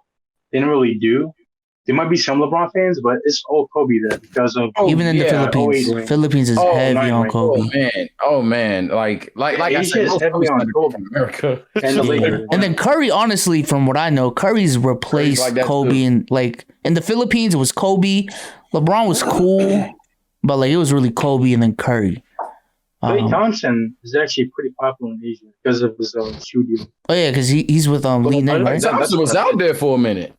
Yeah, wasn't his ass on a dunk? Yep. Oh yeah, China Clay. I forgot about and China that's the other thing. It's more about win than win. It's that push from that machine is what I'm referring to. Also, but let me say, they haven't necessarily mastered TV over in the U.S. And I know that sounds, but it's wild that I can live in Georgia and I should be able to watch every single Hawks game, but I have like times where I can't see Hawks games. Or if I don't live in Georgia and I'm a fan of the Hawks, I can't see them because I think if you live in Alabama, you get Grizzlies games instead of Hawks games. Which is also League Pass is stupid as fuck too. League Pass is stupid as fuck. That's a great deal. Man, the whole purpose of League Pass is you buy it and you can watch any NBA game you want. However, if you actually get it, for the blackout games. However, if you actually, that's what I'm saying. For how expensive it is, which is like what, like $300, $200 a year. It gets cheaper as the season goes on, but you can't watch your home team play out of all the fucking teams out there. And God forbid there's a national TV game and you can't watch national TV games. So you're literally just there to watch like the fucking Hornets versus Magic game that you're really thrilled about. But any meaningful game or any team that you actually follow, that God forbid it's your home team, the team that is from the place you live in. Could get, Nah. It's fucking stupid. And it's crazy, like the game. To add on to that, it's like the only games that you would find that are fantastic are games that you wouldn't expect to be great, like Cavs Net. Your League Pass had that one because you ain't see that one coming on the headlines. It wasn't national, but you probably wasn't trying to watch that. Yeah, but like you weren't trying to watch that. But Bucks Nets, oh yeah, you at work? That's tough. We got workarounds though. Don't worry about it. But same. League Pass is trash. And as far as your comment, Chef, yeah, bro. Like I've been saying, look, I'm tired of talking about Kobe over here, bro. Kobe anywhere not in America is loved, as he should be. But over here, there's more Laker fans in China than the U.S. No cap. Smoking that pack. That's a great thing. I like that. I like how it sounds. Another thing about marketing is like we're in this day and age of everything's digital. No one fucking watches TV. Everything's on your phone or your laptop. If the NBA starts its own streaming platform, like another company like Formula One the streams have went up, so revenue is viewership. There's more fans to grow. I mean, that's kind of what League Pass is supposed to be, though, like their own streaming platform. It's But not they just suck trash, at though, it. because it's not as good. Like Yes, the NFL had a better market strategy. But that's because of the whole TV contracts and everything. Yeah, like there's a deeper conversation. If they realize, I think basically the league revolves around period, point blank. So if they find another way to get those revenues, then we will be having a different conversation. But the league's revenue Cutting out real bad. Yeah, cutting out. Yeah, you cut out. The league's money revolves around the TV contracts. That's the reason why the sun rises and the sun sets on salaries and all that shit. So I know we said that league pass is bad, but it's because of the TV contracts, and that's what the league revolves around money wise. How does that sound? The league needs to adapt. They need to adopt a formula like NFL Red Zone. Red Zone has like the best. You read that was the best of anything. NFL Red Zone is the best buy, like top tier buy, bro. You buy NFL Red Zone. They literally have a staff who are dedicated football fans that are like, all right, which is more relevant right now? this Jets. Well, not the Jets right now. They just got a rookie. This who sucks? Who nobody cares about? The Bengals. Hey, let's go. This Bengals Falcons matchup. Or the Steelers Ravens matchup and Najee Harris is 5 yards from the end zone. Let's see what we want to put on the screen type shit. And they literally go back and show every touchdown. That's S tier. I ain't gonna lie. NFL's a lot of shit wrong with that, but that's S tier. Chef, I know you were gonna say something, but I think the league revenue is like 90% TV contracts and 10% everything else. It's something lopsided like that. Well, whoever is handling the contract situations needs to be fucking fired. Because I know other leagues have way better structures than that when it comes to revenue balance. Some people don't even. I know Formula One has a better structure. NFL have games on Twitch. That's fire. Imagine NBA games on Twitch, like I don't know. They tried. They tried it. Now you can't do it. You just gotta keep finding the person doing it after about like 20 minutes. Right. But that shit don't. To be honest with you, this shit don't make no money. When the NBA was being saved. Not saved. When the NBA was being saved back in the TV contract, and the thing that has progressively pushed the salary cap up, the thing that has progressively pushed the league up is cable TV. Yep. And that is the structure and formula for now. The reason Trae Young and Luka are able to sign 207s and John Wall and Curry are able to get paid $44 million a year is because of the contract. Mm-hmm. Now, unless you come up with something that big and be able to take that big of a jump, they done already messed up and let these players get these type of numbers. But if you were able to make that big of a jump, unless they started giving away like an equity mix, but that's a whole different for a whole different day. Those TV contracts have to be assessed if you want to make other pushes in other areas.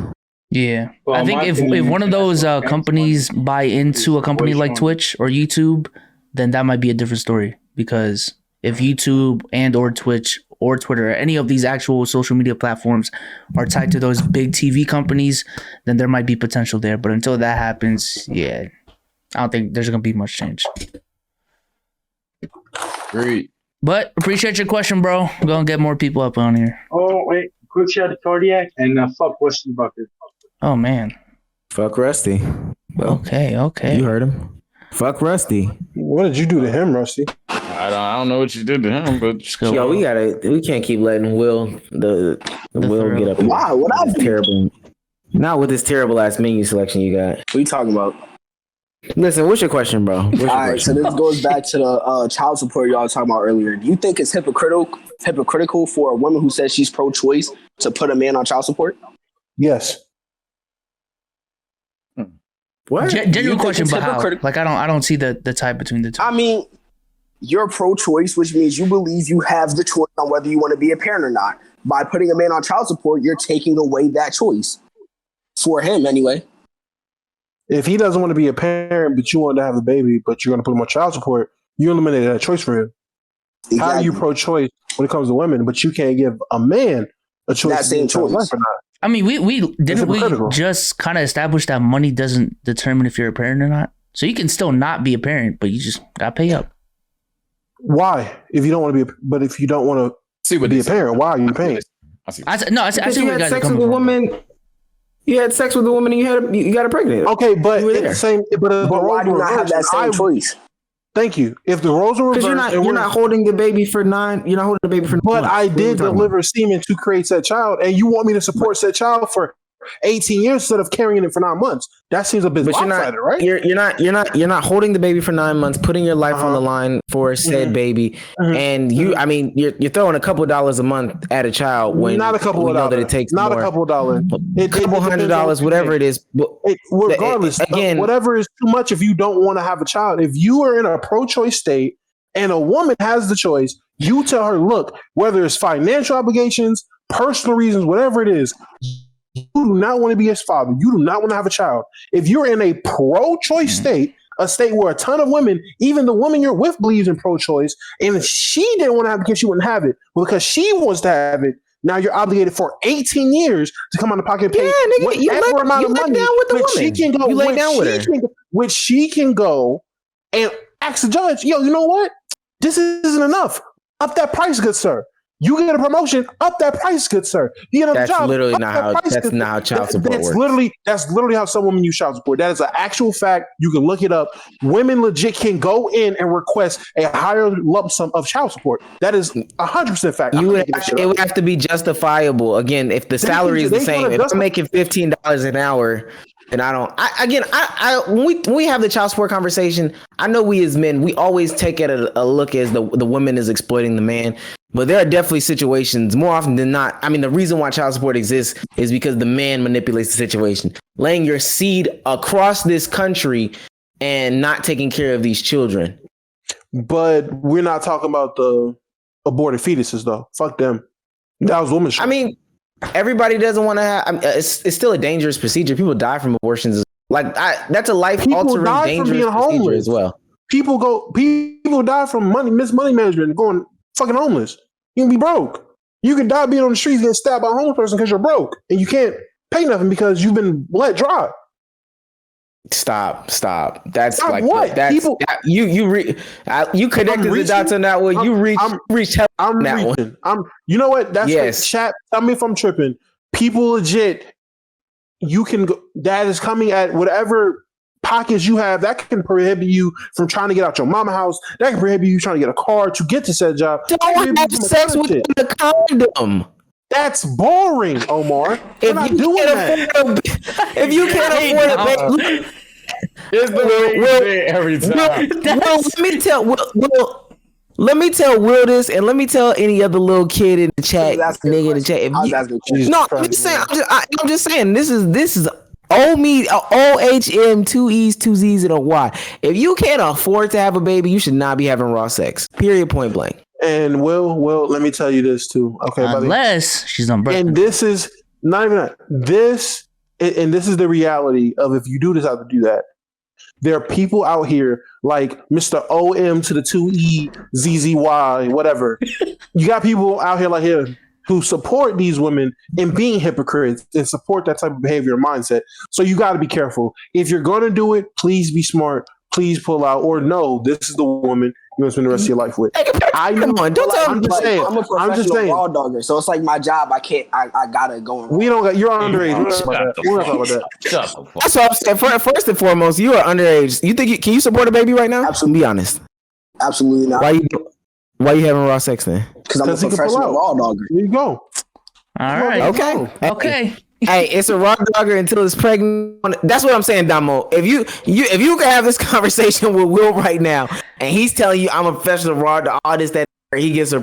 I'm not looking at. Listen, take Will and his little Burger King dollars. Get him out of here, B-Fans. You will. That's wild.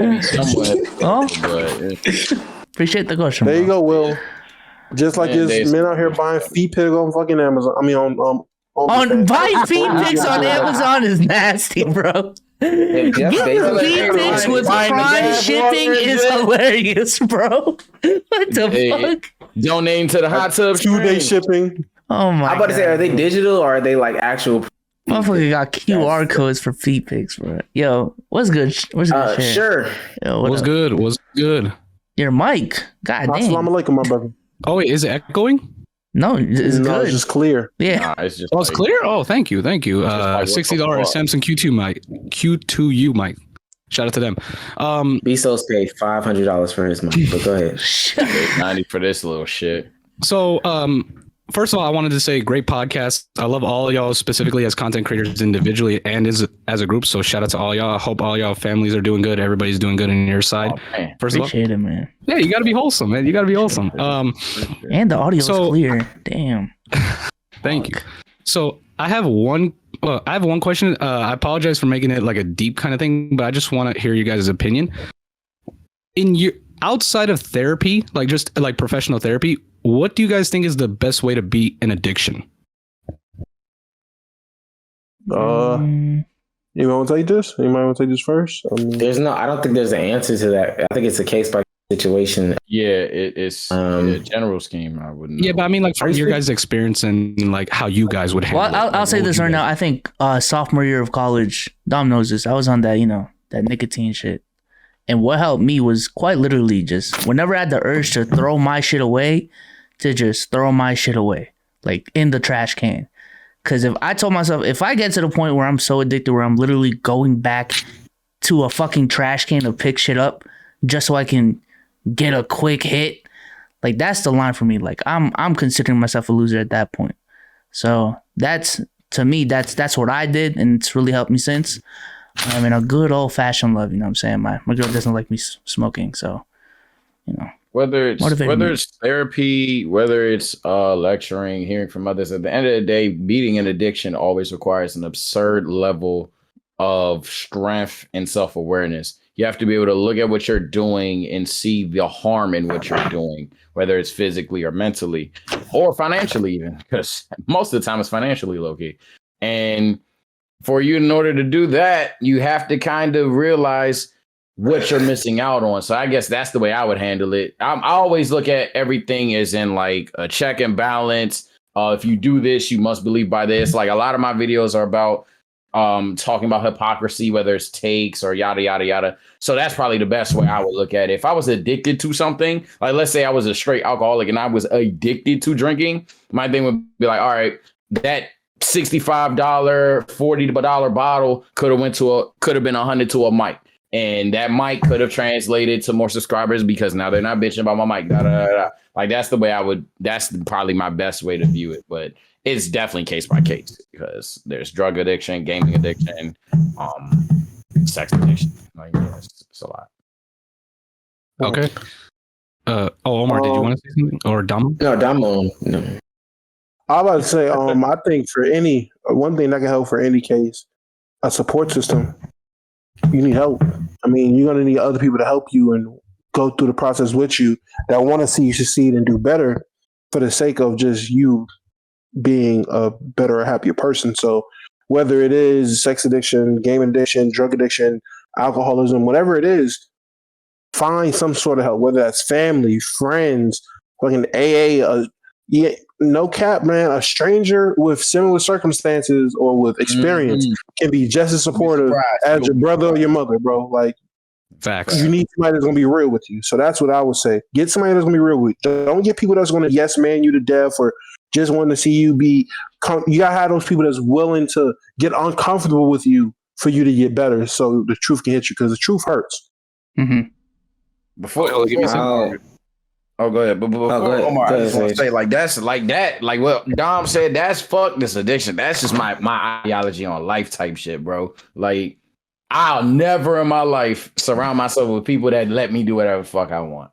As much as I talk about doing whatever the fuck I want on my platform, I'll never in my life get to a point where I feel like I can say anything and they'll just agree. If I feel like that's the case, man, I know I'm doing something wrong, bro. I know I'm toxic low key or something. I can't do the yes man shit because they not your people for real. They not your real. Put it this way: if you are uncomfortable checking somebody and somebody is uncomfortable checking you, y'all don't care about each other as much as you think. Y'all not real friends. Y'all not real friends. On God, you not. Right. The amount of times my boys be like, "Hey, watch your motherfucking mouth," but then 5 minutes later they be like, "You was right, Haki, bruh." Like, if you can't do that with your boys or your girl, whoever the fuck, y'all not as tight as you think you are, bro. But my bad, Omar. Go ahead. No, all I was gonna say is for everyone listening who might also deal with or thinking that they're dealing with this stuff, addiction isn't always these extremes that people point them out to be. So it doesn't necessarily have to be alcohol, porn, or whatever. You can have an eating addiction, an addiction to sugar, an addiction to spending. I personally had spending addictions and sugar addictions.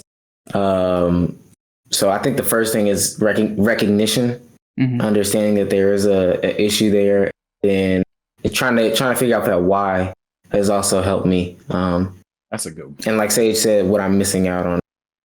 Yeah, that's a good point because even with me, Really like good point. y'all have heard the fat jokes with me, and that's the true thing. Like I feel like, and it's not like diagnosed or anything, but I feel like to a degree I do have like a eating addiction.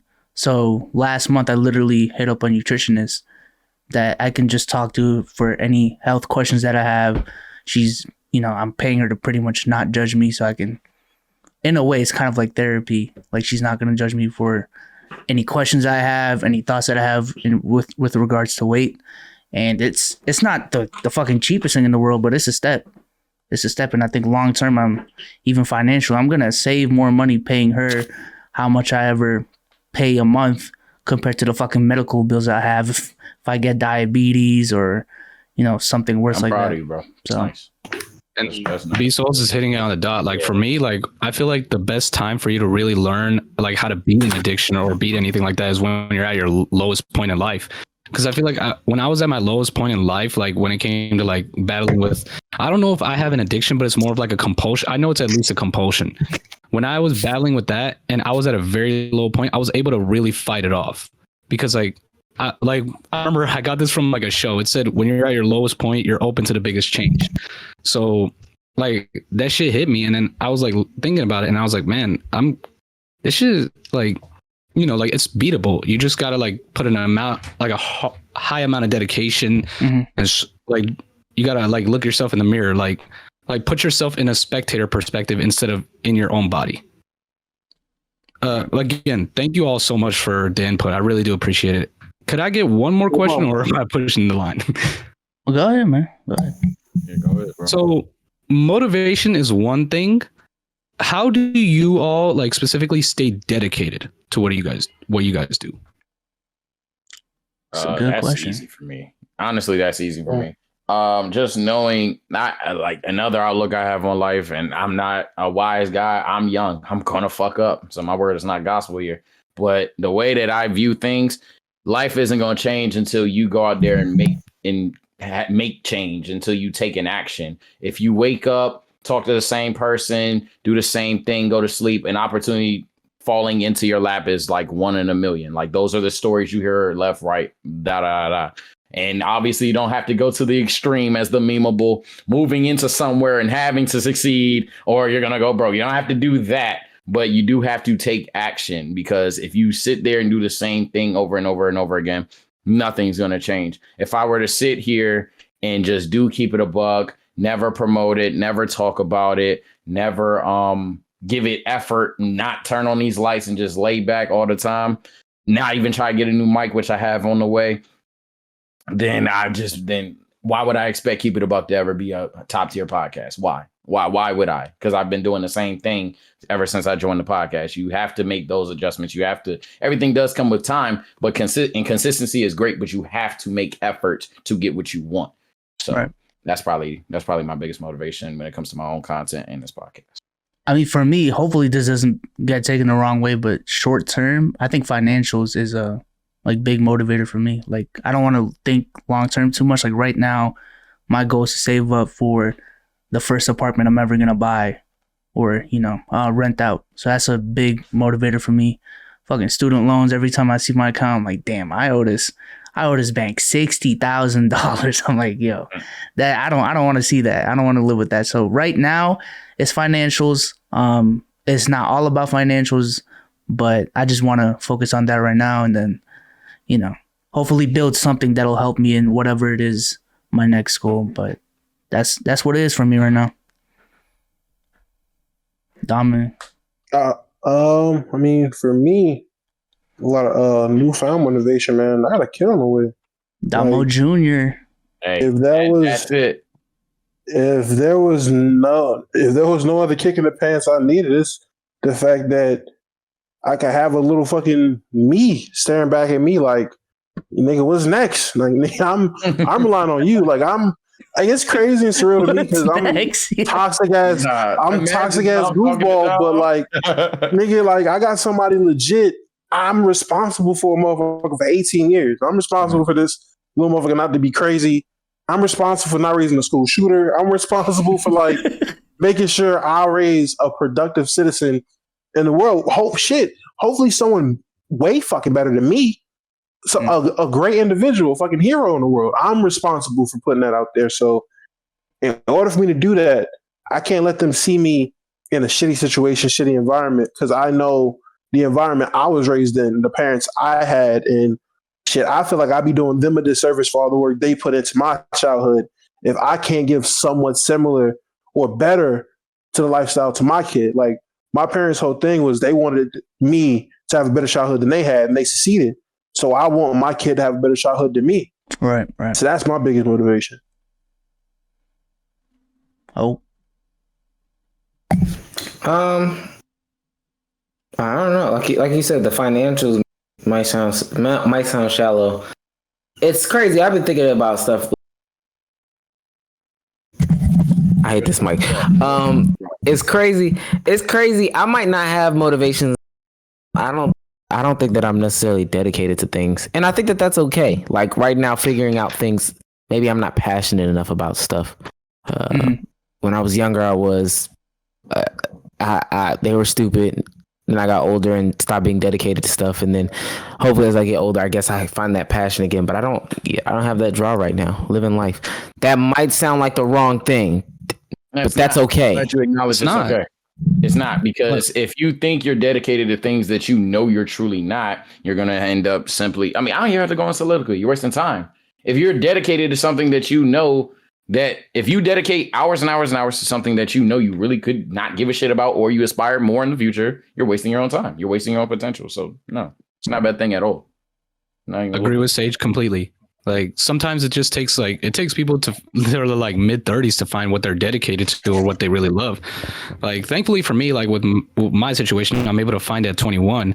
I'm not like there at what my point is, but I sometimes have dedication issues where I always have the motivation. I'm always like, okay, I could do this for my family, my girl, I want to get rich or whatever, but I never have the dedication that makes me stay there. But hearing your guys' story, it's really great. Like, especially Damo, when he brought up him being a father. And I remember somebody quoted saying, I'm trying to have the grind of a father, except I'm not a father. Like, people need to have like that. Like, like the grind. It makes sense. It makes sense. Yeah, it makes sense, but it is wild, but it does make sense. Yeah, like basically like you got to go crazy. Like you got to go crazy like right now. So that way, like in the future, like you're good and all that kind of stuff. But again, thank you all so much for your guys' inputs. I really do appreciate it. Shout out to Cardiac the Communist for shouting out my questions, saying they're good. I'll fuck with it. Woo woo! Yo, what's up, Mike again? What's up, Mike again? Samson, Samson, SAMSON Q2U. It's like $60. But now it's probably like 80 because like, that Twitch payout came through, you know what I'm saying? And then Sage said Q2U. Yeah, it's like Q2Us all together. You got any effects on it or anything, or is this just out of the box type shit? It's like them school mics, like the ones that you see in the auditorium that are up there that are that look wireless, but you actually need a wire for it. No, but do you have like any effects on it, like right now? Yeah, like noise reduction. On God, it's just plugged into my laptop. Ain't no fucking way. I ain't no fucking way. I swear. Yeah, I your swear. mic is ass, bro. Bezos, your shit is ass. Why do you have that? I'm asking for y'all. I'm telling y'all, the Twitch payout came through, and as Sage said, you got to put in the effort. You know what I'm saying? Reinvest. You right, man. That's what subs. That's where your money goes to, man. Right back into the shit. Give me a better mic so I can sound like him. Right. Wait, is it actually that good? Like, is it actually that clear? Because, like, honestly, sometimes this thing is cool. Your mic is like up there with B's. Like, bro, my shit trash. Your mic better than mine because if I turn my gain up, they're gonna think I'm way too loud. But some of them probably think I'm too low. I think in this group chat right now, it'd be me. All right, shut up, bro. All right, Sage. I'd put Sage with Omar because they technically have the same mic, but Omar cuts out too much. I don't know what's going on. And then I literally have to be at the bottom because I'm the only one that consistently cuts out. So I don't even think quality when you talk is like better than mine. Like when you talk, your shit is better than mine. But like that's because I'm swallowing the mic. Also, I feel like what could help is that I do have some acoustic foams in my room. Yeah, that helps a little bit. That helps. Okay, okay. There was something in there we just didn't know about. All right, appreciate it, bro. Appreciate it. Have a good one, man. Hope y'all doing good. You too, man. Boy, got their phone. His goddamn mic is like that, man. He trying to humble now. Samsung Q2U. Do we have one more? Do we have time for one more? We got one more. Miracle Man or Med? Y'all pick. This is one of the regulars. Man or Med? Bring Med up in here. I love Miracle, but let's see what Med got to talk about. Why'd you not say nothing? Med. I bet. Twin, what's going on? I ain't got no deep question like the other two, bro. But you know that Bleacher Report list y'all was talking about? I seen that, and I'm looking at the list, right? I say there's 2 big threes in the league right now. These motherfuckers burn out 8. So my thing is we just put in the best 3 players on a team and just calling it a big 3? Yes. I don't think so. The same way any 3 players above 80 overall become a super team. Yes, we are. Julius, but compared to what it was in the 2010s, 2008s, I just genuinely think there are more big 3s in the league. I mean, nah, that's true. There are more players teamed up now than back then. If you go back to like the mid to late 2000s, bro, like it seemed like every team had at least one all-star until the Celtics got together. Damn near one all-star from every team. Like everybody had representation. There was at least one good, almost all-star marketable player on every team. It seemed at least one, and then they can start teaming up. Like imagine in the late 2000s if a team had like a team with their big 3. Jesus Christ, their 3 best players on the level of like Kyle Lowry, Jimmy Butler, and Bam Adebayo. That'd be a big 3. I mean, I don't know what to tell you. Yeah, but that, like, in my opposition to that, honestly, is just it's a matter of eras, right? Like with the and I don't even think that's necessarily inaccurate because there were big 3s in Oklahoma City, in LA. There was a big 3 in Miami. The Hawks. Like put it like I'm saying, I feel like genuinely if a team like the Hawks, 2015 Hawks were around right now, we'd be calling them a super team because they have 5 all-stars or whatever. I swear to God, people would feel like. But the thing is, you're just thirsty as fuck for labels for Twitter. But you name like 5 different teams from 5 different years. All right, so let's like the teams we're talking about. But the teams we're talking about now, they're all in the league together. Like these 3s I think there's a bunch of legit big 3s. It just doesn't matter. It just doesn't matter. 2010 had the Lakers, Thunder, Spurs, in Boston and Miami at the same time. That's 5. That's 5. I mean, you can literally name like 10 big 3s. What was the Lakers' big 3 though? What was the Lakers' big 3? But look, shit, they had like a big 8 if we want to be by these standards. Nah, but Kobe, Gasol, and Bynum. At that time, that was a big 3. But there's a fall off. That's what I'm saying. I'm saying there's a fall off to the third player, and some of in the list there was a fall off from the second player too. Like some of the teams. Like that's so the fall off between goddamn Mike Conley and fucking Rudy Gobert ain't massive. All right, say less. But Donovan Mitchell. I think what you.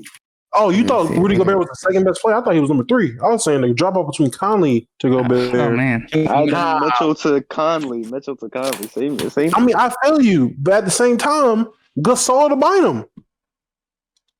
Yeah, bro, but that's what I'm saying. Like we like that's what I'm saying. They weren't a fucking big 3. I don't think like I hope nobody's misconstruing what I'm saying. I don't think none of them shits is a big 3 except for Brooklyn, LA, and let me go back to it. That's what I'm saying. It's like 2. Brooklyn, LA, and arguably fucking Phoenix because they done prove something. They prove something. The Bucks ain't a big 3. Giannis is great. It's not. The Bucks ain't a big 3. Giannis is just a fucking legend. Compared to the Lakers, I don't. That big 3 is arguably more talented than the Lakers big 3. Wait. Before you go, the year the Lakers the last time. I mean, with Kobe, Kobe averaged, and I don't know what the metric is that everybody takes, but Kobe was averaging 27, Powell was averaging 18, Bynum was averaging 15. If you adjust for pace, those numbers would be on par, like the numbers that these players that's what I'm saying. It's just average today. So that looks like 220 points and some 15 right there. So is that not a big 3? Now that I just I'm saying, to me, a big 3 is like prime example the Heat, right? Chris Bosh was a first option on his own team. LeBron, he was LeBron, and it was D Wade. D Wade. That's what I think a big 3 is. The only one I say is Brooklyn and the Lakers. Every other team, the third, second option is like it would be a third, second option in any other team, and it would just be a comparable all-star. Maybe some years he makes an all-star team, and some years he doesn't. But he's not a top 5 player in his position. He's not anything to where we're like, oh shit, so these 3 are together. Did the late 90s Bulls have a big 3 or not? The who? Late 90s Bulls. With Rodman, MJ, and Pippen. See, compare that to right now. They'd be like no. But what I'm saying is Rodman wasn't this first option, so I guess Pippen would have been a first. His impact on the floor was beyond storm. His like exactly. Like he did other things and not be a first option. So Drew Holiday doesn't do impactful things on the floor. I'm about to say now. I just feel like we're picking and choosing now. Actually, hold that right there, and that's my biggest problem. And it's like that's my biggest problem right there. We're talking about Michael Jordan, Scottie Pippen, and Dennis Rodman compared to Giannis Antetokounmpo, Chris Middleton. And no, we're not. No, hold on. I'm not saying you're directly comparing them like apples to orange. I'm not doing that. But I'm saying the term of big 3 has been devalued. I believe the term super team has also been devalued from that's my point. That's exactly my point. To now we're looking at, is Michael Porter Jr., Jamal Murray, and Jokic a big 3? Like, bro, what? Like I think I have higher standards. That's all it is. No. It's not even about higher standards. We're not comparing the whole big 3. What we were comparing was Dennis Rodman's impact versus Michael Conley or Drew Holiday impact. That's what we were comparing. We all know that Jordan and Giannis are the same tier of player in their respective eras as each other. They cancel each other out in their eras. Scottie Pippen and Chris Middleton. You say that, but if you put Chris Middleton on the Bulls team, he looked like Scottie Pippen. Stop. I'm just saying. What I would say though, Scottie Pippen on his individual team because. He almost made the finals. The year that Michael retired, he's second that guy. What I will say, the finals. You said second round? Yeah. Didn't he make it? I was gonna say he had MVP votes that year. So I don't know. He was really hooping that year. But what I will say about the clear level to it. You have the Bucks by themselves. They are an easy. But look, and that's what I'm about to say, though, Damo. That's what I'm about to say. Is he? But that's what I'm about to say, though, because Ahmed just said that the Lakers back then weren't. I mean, I just looked it up. Pau Gasol was all. No, I can't hear you, buddy. Yeah. Fuck. Pau Gasol made an All-Star team, as well as Kobe Bryant, and Pau Gasol made third team All-NBA, and Kobe Bryant. That's a duo then. And then Bynum was great as well. If he wasn't by himself, or if he was by himself, he would be leading a team. And the same thing with Bynum. I don't understand why you don't. I guess you're making that third person be able to be a one on his own team. Yeah, is that what you're saying? Kyrie can be a one on his own team. I mean, I guess listen, if you put anybody on the Magic, no, that's not what I mean. If you put Kyrie on the Magic, he'll be a one. If you put Bynum on the Cavs, he was a one. That's not me. That's not what I mean. So what do you mean then? Because you just said it didn't sound like me picking and choosing. Number one. No. I'm about to say I feel like we do know what he means. He means a serviceable number one, like a number one. If they were alone, they can make the playoffs. They're like a Damian Lillard level in terms of success. Maybe not overall time. Playoffs, nigga. Like Andrew Bynum led team is a team where you're like, all right. Wait, genuine question: Did the Raptors make the playoffs with Chris Bosh? Yeah. The East was horrendous. The East was horrendous. 7-8 seed though, right? 7-8 Either way, like with Kevin Love and Chris Bosh, I believe those are technicalities where context matters. They are obviously Hall of Fame talents in their prime. But my thing is this: if you're telling me a big three can only be no. If you're telling me a big three can only be consistent of 3 top 15 players, I call that cap. Because if you got a team with, I'm saying that's what he was saying. You got to have 3 players with three players all top 5 of their position, the top 10 of their position, whatever it is. But if you got a number one, if you got a guy that's top 5, you have a guy that's top 20, and a guy that's top 30. That's a big three. That's what the Bucks have. Rankings on it, and it does open the technicalities, but I 100% with Dom in this sense. If you have 1 and 2 and then 30, that's a big three. If you have 1, 10, and 15, that's a big three. But I think we get crazy here when we have 7, 25, and 32. That's not a big three, bro. Chill, bro. You're comparing these guys in the league with 500 plus players.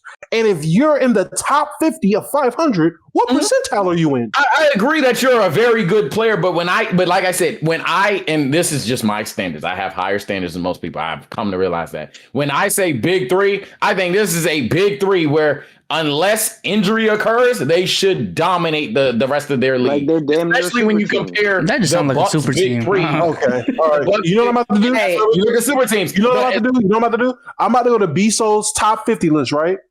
And I'm going to name 3 players, and you tell me if this is a big three or not, all right? Why you look at Ben Simmons and Tobias Harris, bro? That's not a big three. While he's looking that up, Chris Bosh's time in Toronto, he only made the playoffs 2 times, was a first round exit both times, and was a 6th seed and a 3rd seed. One time he was a 3rd seed, got bounced by a 6th seed. Time he was seed and got bounced by the 3rd seed. Yeah, he's and we're calling that a super team or a big three all of a sudden. I guess so. I believe Bynum could take a sorry ass team, especially when you adjust for pace and play, all that stuff. I believe you could take a sorry ass team or a team like Toronto to the playoffs in the sorry ass East. But if you don't want to consider that a big three, then that's fine. I think in 2011, Bynum was arguably the 2nd best center in the league. At the least top 5. It's not a big three, bro. At the least top 5. Oh, I'm not about to disrespect Big Bynum. We ain't doing that. No, Bynum. But I'm saying that's not a big three. Yeah, how is that not a big three? That's what I'm. How is that not a big three? Because I don't think, like I said, and they were title favorites. I don't have an exact definition for it because it's such a sketchy situation. But if you just gave a gun to my hand and said define the shit, I would assume that you're dealing with 3 fringe, if not certain Hall of Fame level talents, and or a trio that is dominant compared to the rest of its era. So if you have James Harden, Kyrie Irving, and Kevin Durant on one team, there's many Jamal Murray, Jokic, and MPJs. There's Giannis, Middletons, and Drews. There's Joel Embiid, Tobias Harris, and fucking Simmons. There's a lot of those. But when you have Kyrie, James Harden, and Kevin Durant, that is clearly a different level of talent damn near a different, clearly a different resume compared to the rest. I would say that is a big three. Or when you have to somewhat of, I wouldn't say that much of a lesser degree, low key, but some people are gonna go on the Lakers. So let's just, for the sake of argument, same level. When you have Anthony Davis, who on a random Friday people say is better than Tim Duncan. You have LeBron James, who people call the GOAT. And you have Russell Westbrook, who, as much shit as we give him, he does average a triple-double. Whether that's annoying, win, lose, draw, that's impressive. That compared to a big three where low key, I'm just big on Yaden, so this is where I get shaky. But like a Chris Paul, D-Book, Yaden, bruh, it's clearly a different level. I think when you're head and shoulders as a trio above others, that's what makes you a big three. And I think that element has gone missing over time. I think that's wrong, bro. 190 is an A. 190 is an A. So a big three could be a gap between the threes. The NBA has gotten better, though. That's why I think the problem is the NBA over time has gotten Okay. But before we go to Dom, real quick, last question to Sage. What about the Warriors teams in the 90s with Tim Hardaway, Chris Mullin, and Mitch Richmond? Is that not a big three? Compared to other teams in the 90s, that shit would get curb stomped, right? It didn't, though. They didn't. I honestly, what's the furthest they went? There's one motherfucker I'm stumped on. What's the furthest they went? Mind you, they only play for 2. And who's the best player on that team? Mitch Richmond, right?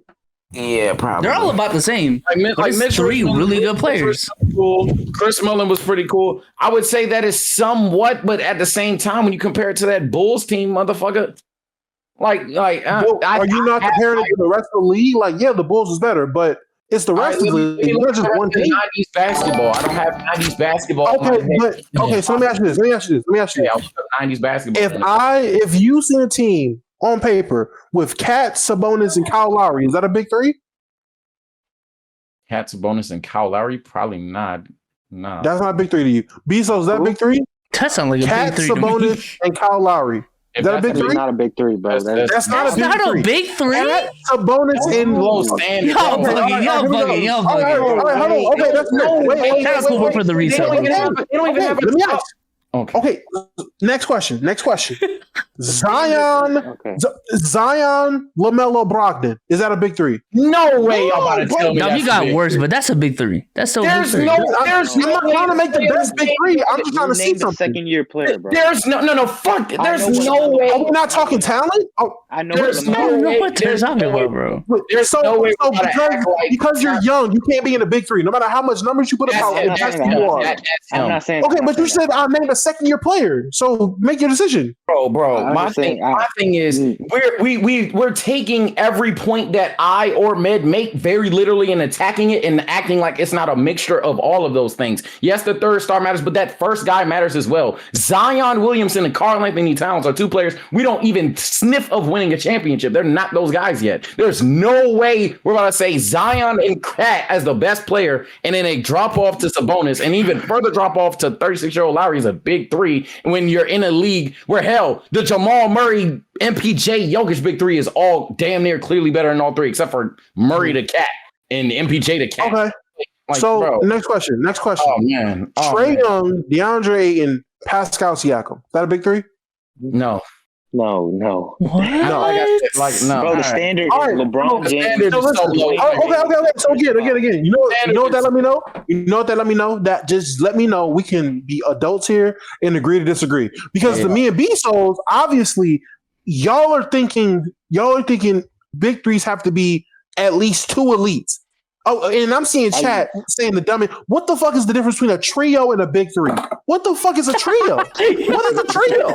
Hey, let me say, crazy, bro. I agree. They're a trio, but they're not a big three. Yeah, fuck out of here. I agree. I agree with Damo and B-Souls are saying, because if we're not saying, cut out. Your mic's when they had. I swear to God. If we're not saying that the Warriors from the 90s are a big three, when there was 1 year, it was only a single year. That run TMC 2 years. If we're saying there was 1 year where 3 players were averaging 23 points per game and they were shooting like 47% from the field and above, then I don't understand how that's not a big three. That's okay. You give that to a big three. Well, big threes are not 3 elite players, though. That's not what a big three is. Okay. I think a big three has to consist of one player who is transcendent. Right. No ifs, ands. I think a big three has to consist of one player who we will discuss as one of the greatest players to ever play basketball. A player who is great enough to, even if he didn't have help around him, is capable of making deep runs in the playoffs because that's how good that player is. Okay. That number two is a half step at best worse than that number one. And then that number three is also a serviceable player. That Warriors team, I swear to God, I'm just being very blunt with you. I don't have the 90s rosters in my fucking brain. But considering that their team success wasn't but so great, and considering that there were duos out there that probably would beat that big three, no, I'm not about to sit there and bar their big three until I go back and compare that. If we're talking about today, let alone the eras that we do know, the guys like the Lakers, where you have Bynum, Gasol, Kobe. The reason why I don't think that's necessarily a big three is I just think big men at the time were weak as fuck. I think Bynum today probably not in the top 8 big. Like it's just how it go. Yeah, I don't think Bynum's that fucking good, bro. I love Bynum, but my God. Gasol and Kobe, if you want to call them a duo, cool. I power to you. I think that comes down to they had a transcendent, at this point, pretty underrated player in Kobe Bryant, who could pretty much drag his nuts on the rest of the league at any given moment in time. We go to today's game where I believe the talent of the NBA has risen to a level where guys like Jamal Murray are on everyone's team. And then the second option is a guy that can drop 20 a night. Like the NBA just got better over time. So for a big three to be, oh, well, he averaged 20 points per game. That's just the league, my boy. People talking about Kyle Kuzma going to score 20 a game. If Kyle Kuzma was a third option to two players on the top 50, we ain't about to call them a big three because Kuz averages 20. That's not what we do. We'd be laughing at that shit, bro. Hey, I'm going to agree to disagree. I agree to disagree. I've been agreed to disagree. All I'm saying, 2019, 2020. Look, I guess Magic, Kareem, and James Worthy are not a big three. I guess not. Add the 08 Celtics to the list of the fucking Pistons because they're not a big three, bro. The 08 Celtics ain't a big three, bro. How is the 80s Lakers with Magic, Kareem, and James Worthy not a big three? It's a big three. It is. No, why? Why? James Worthy can't be a first option on his own team. He hasn't proven it. But but see, that's what I'm saying. You're attacking that. Oh my! And ignoring the other. You're ignoring the rest of the graphic and attacking one minuscule point, bro. Yep. Magic Johnson and Kareem Abdul-Jabbar are literally 2 top 10 all-time players at bare minimum 2 top. But what about those late 80s when Kareem was old? Yeah, were they not a big three back then? At that point. He wasn't going to lead a team nowhere by himself. He was still a great player in the NBA. Like that, but he wasn't leading a team nowhere, though.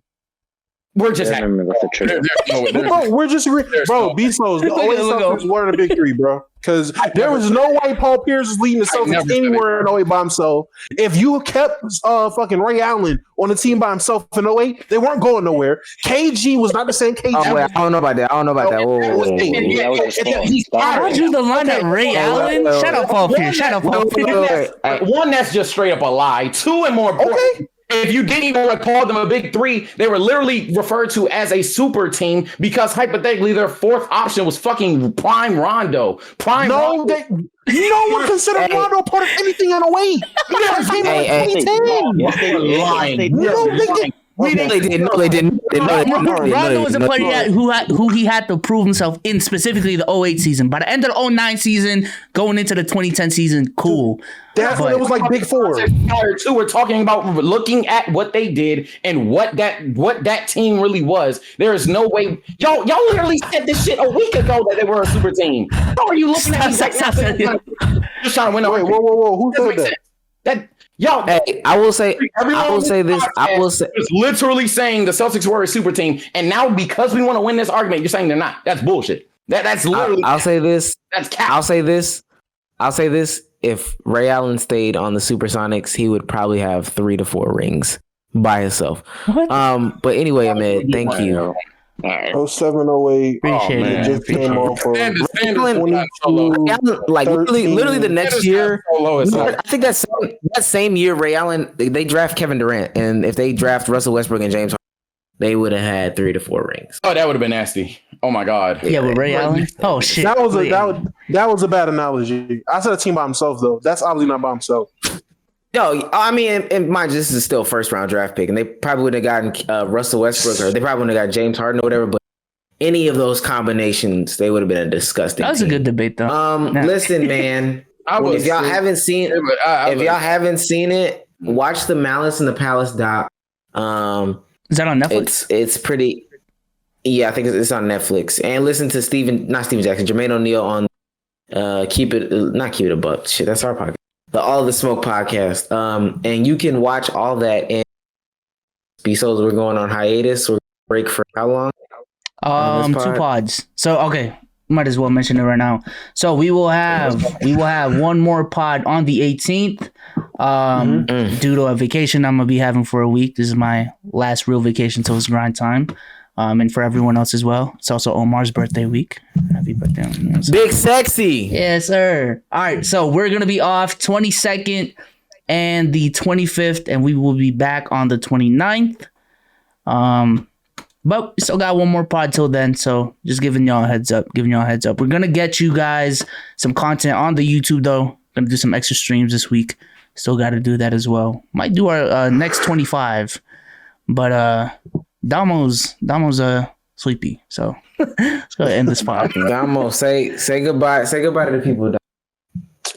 All right, Chad, it's me on my Jesus Christ, I am sleepy. All right, Chad, it's me your mom's favorite midnight snack, and we will be back episode 69, baby. Oh God, that was ugly wink. Say goodbye to the people. Outro, no.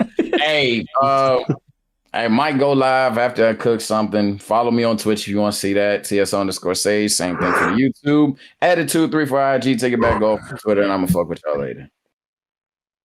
Benjamin, bitches, souls. Say goodbye to the people. Peace out, y'all. The 1980s Celtics and Lakers didn't have a big 3. Well, and that's facts. Listen, for the real, Never said that. Never said